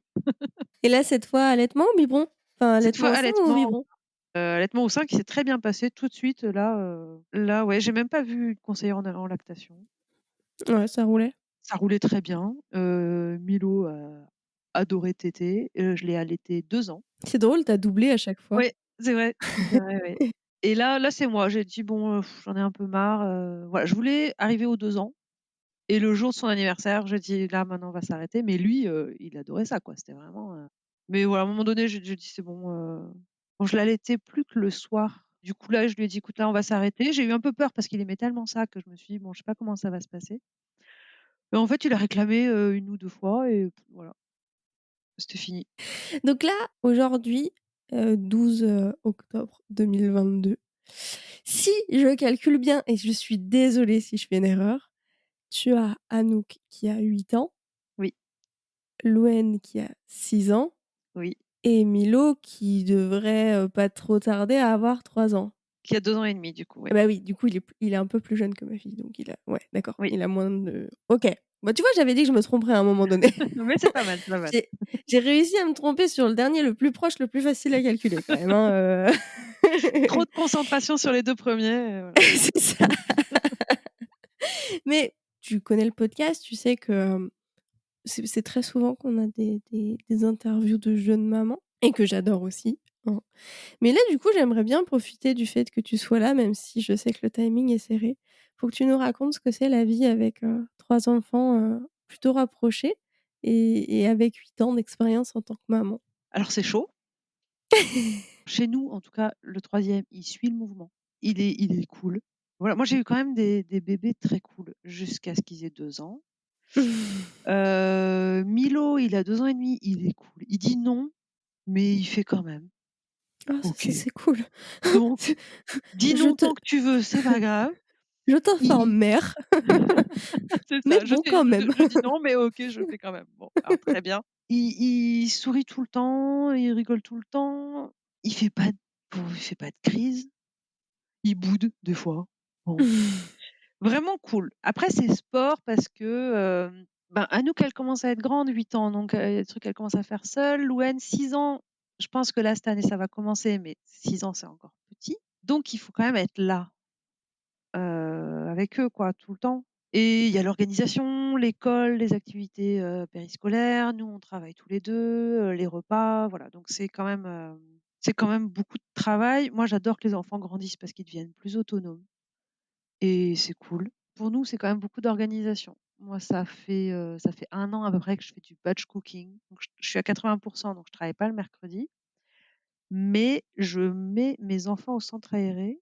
Milo est à la crèche le mercredi et les 2 grands, ils alternent. C'est-à-dire que, une semaine, c'est Anouk qui y va, une semaine, c'est Louane et une semaine, c'est les 2. Donc là, aujourd'hui, par exemple, je n'ai pas d'enfants à la maison, mais ben, je fais, la cuisine, le linge, voilà, parce qu'il faut. Ou tu enregistres des podcasts. J'enregistre des podcasts, voilà et puis un mercredi, voilà, un mercredi su enfin 2 mercredis sur 3, j'ai un enfant, donc j'ai quand même des moments un peu privilégiés avec eux, donc ça j'aime bien. Mais voilà, après il y a les devoirs, il y a plein de trucs, à gérer, mais et puis pour nous, enfin pour moi, la période de la rentrée en septembre jusqu'aux vacances de la Toussaint est hyper fatigante. Il faut reprendre le rythme parce que pendant les vacances, on a un peu lâché l'affaire. Reprendre le rythme, te remettre en route tous les emplois du temps, voilà et j'arrive en général à la Toussaint, je suis, au bout du Éclaté. rouleau. Ouais, je suis éclatée. Donc on a trouvé, la solution du batch cooking parce qu'au moins donc ça fait un peu militaire, mais je prévois tous les repas pour, toute la semaine. Voilà, je le mets sur le planning, j'affiche le planning sur le frigo et comme ça tout le monde sait ce qu'on est censé manger ce soir. Parce qu'en fait, arriver le soir après le boulot, récupérer les enfants, faire les devoirs, les douches et se dire: «Qu'est-ce qu'on va manger?» et cuisiner. Je m'étais mis beaucoup de pression pour que les enfants soient couchés à 20:00 et en fait, ça arrive rarement qu'ils soient couchés à 20:00 et là, depuis 2 semaines, en fait, je criais beaucoup sur les enfants. J'étais fatiguée, je criais, ça me stressait énormément de voir qu'ils allaient pas être couchés à 20:00. Donc ça fait 2 semaines, là, je me suis dit: «Bon, en fait, s'ils sont couchés à 21:00, est-ce que vraiment c'est très grave? Est-ce qu'il vaut pas mieux qu'ils soient couchés un peu plus tard, mais qu'ils aient pas une mère qui leur hurle dessus comme un démon?» Enfin, donc ça Ça fait c'est 2 vrai que ça semaines. se discute, hein. Oui. Ah mais vraiment je me suis dit: «C'est pas possible là, ça peut pas continuer comme ça», donc j'ai lâché l'affaire sur l'horaire et finalement ça se passe bien. Le plus souvent à 8:30 ils sont au lit, ce qui est quand même assez raisonnable. Ça arrive qu'ils soient au lit à 9:00 moins le quart et c'est pas la mort, quoi. Enfin, moi je suis beaucoup plus détendue. Je pense qu'eux aussi du coup parce que voilà, parce qu'il y a pas quelqu'un qui leur hurle dessus, parce que, ben, il est 8:00 moins le quart, qu'on n'a pas fini de manger, enfin voilà, c'est n'importe quoi. Donc je pense qu'il y a des trucs sur lesquels il faut lâcher. Parce que de toute façon, voilà, enfin, Jérôme, il me dit: «Mais comment tu veux faire? On travaille tous les 2. Enfin, c'est normal que ce soit un peu compliqué et qu'il faille, bien organiser les choses pour que ça roule, quoi. S'ils dorment un peu moins, c'est pas pour ça qu'ils iront moins bien. Même si parce qu'en fait, ce qui est culpabilisant aussi, c'est qu'au début de l'année à l'école, ils nous font passer un papier sur lequel c'est écrit: «Si votre enfant doit se lever à 7:00, il faut qu'il se couche à, 19:00». Oui, mais en fait, c'est pas dans quelle vie c'est possible? Mais toi, tu te dis, ben, ouais, il faut faire ça, oh là là, mais comment je vais faire? Ben, en fait, non, c'est pas possible, quoi. C'est bien informé, mais c'est vrai que du coup, ça doit être hyper culpabilisant de recevoir ça quand tu y arrives pas, Ouais. c'est bizarre comme démarche. Même si je comprends le fond, la forme est peut-être un peu bizarre. Ouais, mais en fait, je pense que c'est toujours la même histoire, c'est que, les parents qui sont déjà concernés par, le sommeil de leur enfant en fait, je pense que cette information, c'est pour les parents qui ne s'en occupent pas. Oui, qui mettent pas de limite pour l'horaire du coucher. Mais du Voilà, coup, en fait, ça c'est leur pour change leur donner rien. un ordre d'idée, mais ceux qui sont déjà concernés, ben, de toute façon, on fait déjà comme on peut, on fait déjà du mieux qu'on peut, je crois. C'est clair. Est-ce que tu confirmes que ça passe, tout passe? Tout passe. Alors, c'est vrai. Mais c'est vrai que là, Milo, il se réveille la nuit. C'est lui qui dort le moins bien des 3 et il a le sommeil léger et donc il se réveille la nuit et quand on est dedans, on se dit: «Mais en fait, ma vie, ça va être ça maintenant». Et moi, il y a plein de moments dans ma maternité où je me suis dit: «Oh là là, mais ma vie, c'est ça maintenant». Et en fait, non. En fait, ça passe. En fait, il faut pas oublier que les enfants grandissent et que tout passe, oui. Les enfants grandissent, ils deviennent plus grands, ils deviennent plus autonomes, ils dorment mieux, ils mangent mieux, ils voilà. Alors après on me dit: «Ah attention, il y a l'adolescence qui arrive». Oui, il y a l'adolescence qui arrive. Mais après ils vont devenir adultes et à un moment donné, ils vont partir et on va être tranquille, voilà. Mais en fait, ce sont que des phases et finalement, Oui, oui, elles peuvent être très dures et longues, mais oui, ça passe, toujours. toujours. Voilà, C'est toujours chouette d'entendre ça passe. ça. Voilà. Il nous reste, écoute, 6 minutes. Oui, on a des fois les enregistrements ont des timings serrés, surtout quand on a énormément de problèmes techniques comme ici. J'espère que pour vous, enfin pour toi, chère auditorice, ça ne s'entendra pas. Mais du coup, il nous reste 6 minutes, donc je vais malheureusement arrêter cette conversation ici, même si j'aurais adoré continuer et te poser la fameuse question. J'en fais des tonnes, hein. Si tu pouvais changer une et une seule chose dans notre société, ce serait quoi? Moi, j'aimerais bien qu'on se foute la paix les uns les autres. Ah oui. Voilà, dans la limite du consentement mutuel, évidemment, mais j'aimerais bien qu'on arrête de juger tout le monde. Alors on arrête de juger l'éducation, qu'on porte à nos enfants tant qu'elle est bienveillante envers nos enfants et je parle pas de l'éducation positive, tout ça, mais voilà. Mmh. tant que c'est pas dans Juste la pas maltraitant. maltraitance. Mmh. Et j'aimerais bien aussi qu'on juge pas, les autres, en fait, que, là, je parle des personnes homosexuelles, des personnes transsexuelles, des personnes transgenres, même, des étrangers des migrants, mais laissez les gens, tranquilles, voilà. Foutez-leur la paix. Bon, moi, il y a plein de choses que je comprends pas, à commencer par l'opposition au mariage homosexuel. On vous demande pas, vous, de vous marier avec une personne du même sexe. Foutez la paix aux autres. Voilà, moi, si on pousse à l'extrême, dans mon utopie, j'aimerais bien qu'on abolisse toutes les frontières. Et en fait, je me dis: «Peut-être au début, ce sera le bordel», mais en fait, je pense que ça va s'équilibrer. C'est-à-dire que, ben, déjà, tous les gens qui quittent leur pays, alors il y a tous les gens qui quittent leur pays parce qu'ils sont obligés, parce que chez eux, c'est l'enfer, et tu peux pas leur dire: «Non, reste chez toi. Toi, tu as la chance, tu es né en France, mais en fait, de quel droit? Tu es juste né là, tu as juste de la chance». Bon, et je pense qu'en fait, après, il y a des Français qui vont partir aux États-Unis, des Américains qui vont partir en Australie. En fait, tout le monde va un peu bouger. Je pense pas que tout le monde va se ruer au même endroit.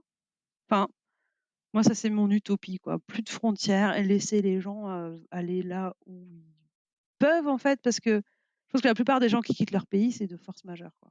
Oui et non. Il y a aussi, tous les expatriés, donc ça veut dire tous les riches, Oui, mais je qui suis pas changent de sûre que ce pays. soit, je suis pas oui, oui, il y a des expatriés, mais je suis pas sûre que ce soit, une très grosse proportion. Ah, je pense qu'il y en a enfin, non, de migration, non, je sais pas. Mais Et puis si, voilà, s'il y avait pas de frontières, tout le monde irait où il voudrait, et en fait, je pense que ça s'équilibrerait sur la planète. Je suis pas sûre qu'il y aurait un pays, qui accueillerait, tous les autres pays, quoi. je pense pas non plus, mais c'est vrai que j'ai jamais réfléchi. C'est la première fois que j'entends, ça, cette envie, je tiens juste quand même à préciser sur le coup des migrants et des expatriés, c'était très ironique de ma part, hein. C'est, Ah les d'accord. pauvres, on les appelle les migrants et les riches, on les appelle les Oui, oui. expatriés, ça m'énerve. Mais oui, oui, non, mais c'est vrai, hein. Mais voilà, mais oui, Mais c'est vrai déjà, c'est non, non, mais et bref, et je les riches sont referme cette bienvenus et parenthèse. les pauvres, Ah bah oui, évidemment. ils veulent juste profiter des richesses de notre pays et nous piquer, nos femmes, notre argent, notre travail. Hein, Exactement, voilà, bref, c'était voilà. je voulais vraiment préciser ça parce que je voyais très bien comme ça pouvait être mal pris. Mais voilà. Mais c'est vrai que c'est intéressant. J'avais jamais entendu cette proposition. J'avais plutôt entendu l'inverse, arrêter de réfléchir en pays et commencer à réfléchir en communauté, plus petite communauté de local, en fait. Et ça donne à réfléchir, c'est intéressant. Ce serait autant le bordel, je pense. De toute façon, je pense que si on casse un système, ça forcément le bordel quelque En fait, part. je pense qu'au début, ce sera le bordel. Mais après, ça va se lisser. Bon, après, j'en sais rien, hein. Ça se fera jamais, de toute façon. Mais voilà, foutons-nous la paix les uns les autres déjà, Ouais, non, mais ça par contre, je valide, mais entièrement. ça serait tout le monde serait beaucoup plus apaisé, hein, parce qu'en fait, quand tu combats, contre les quand déjà je comprends pas, combattre contre les droits de quelqu'un, mais bon, c'est beaucoup d'énergie négative, en fait, mais arrêtez, faites autre chose. Voilà. Je suis entièrement d'accord avec toi. Merci beaucoup Maëlle. Eh ben, avec plaisir. Bonne grossesse, en tout cas. Merci beaucoup et on est pile à l'heure. C'est beau, hein? Ah, c'est parfait, génial. Je vais aller du coup, m'occuper des 3 enfants. Bah, bon courage. Merci, à bientôt. À bientôt. Voilà, j'espère que cet épisode t'aura plu. La théorie, c'est joli, la pratique, un peu moins.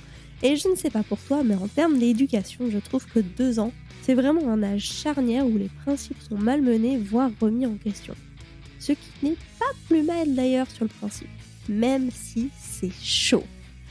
Je t'attends sur mon Instagram Première Couche pour discuter de cet épisode. En attendant, si tu veux m'aider à développer ce podcast, tu peux me rejoindre sur Utip et laisser 5 étoiles sur Spotify et Apple Podcast ainsi qu'un commentaire. Ça m'aiderait vraiment.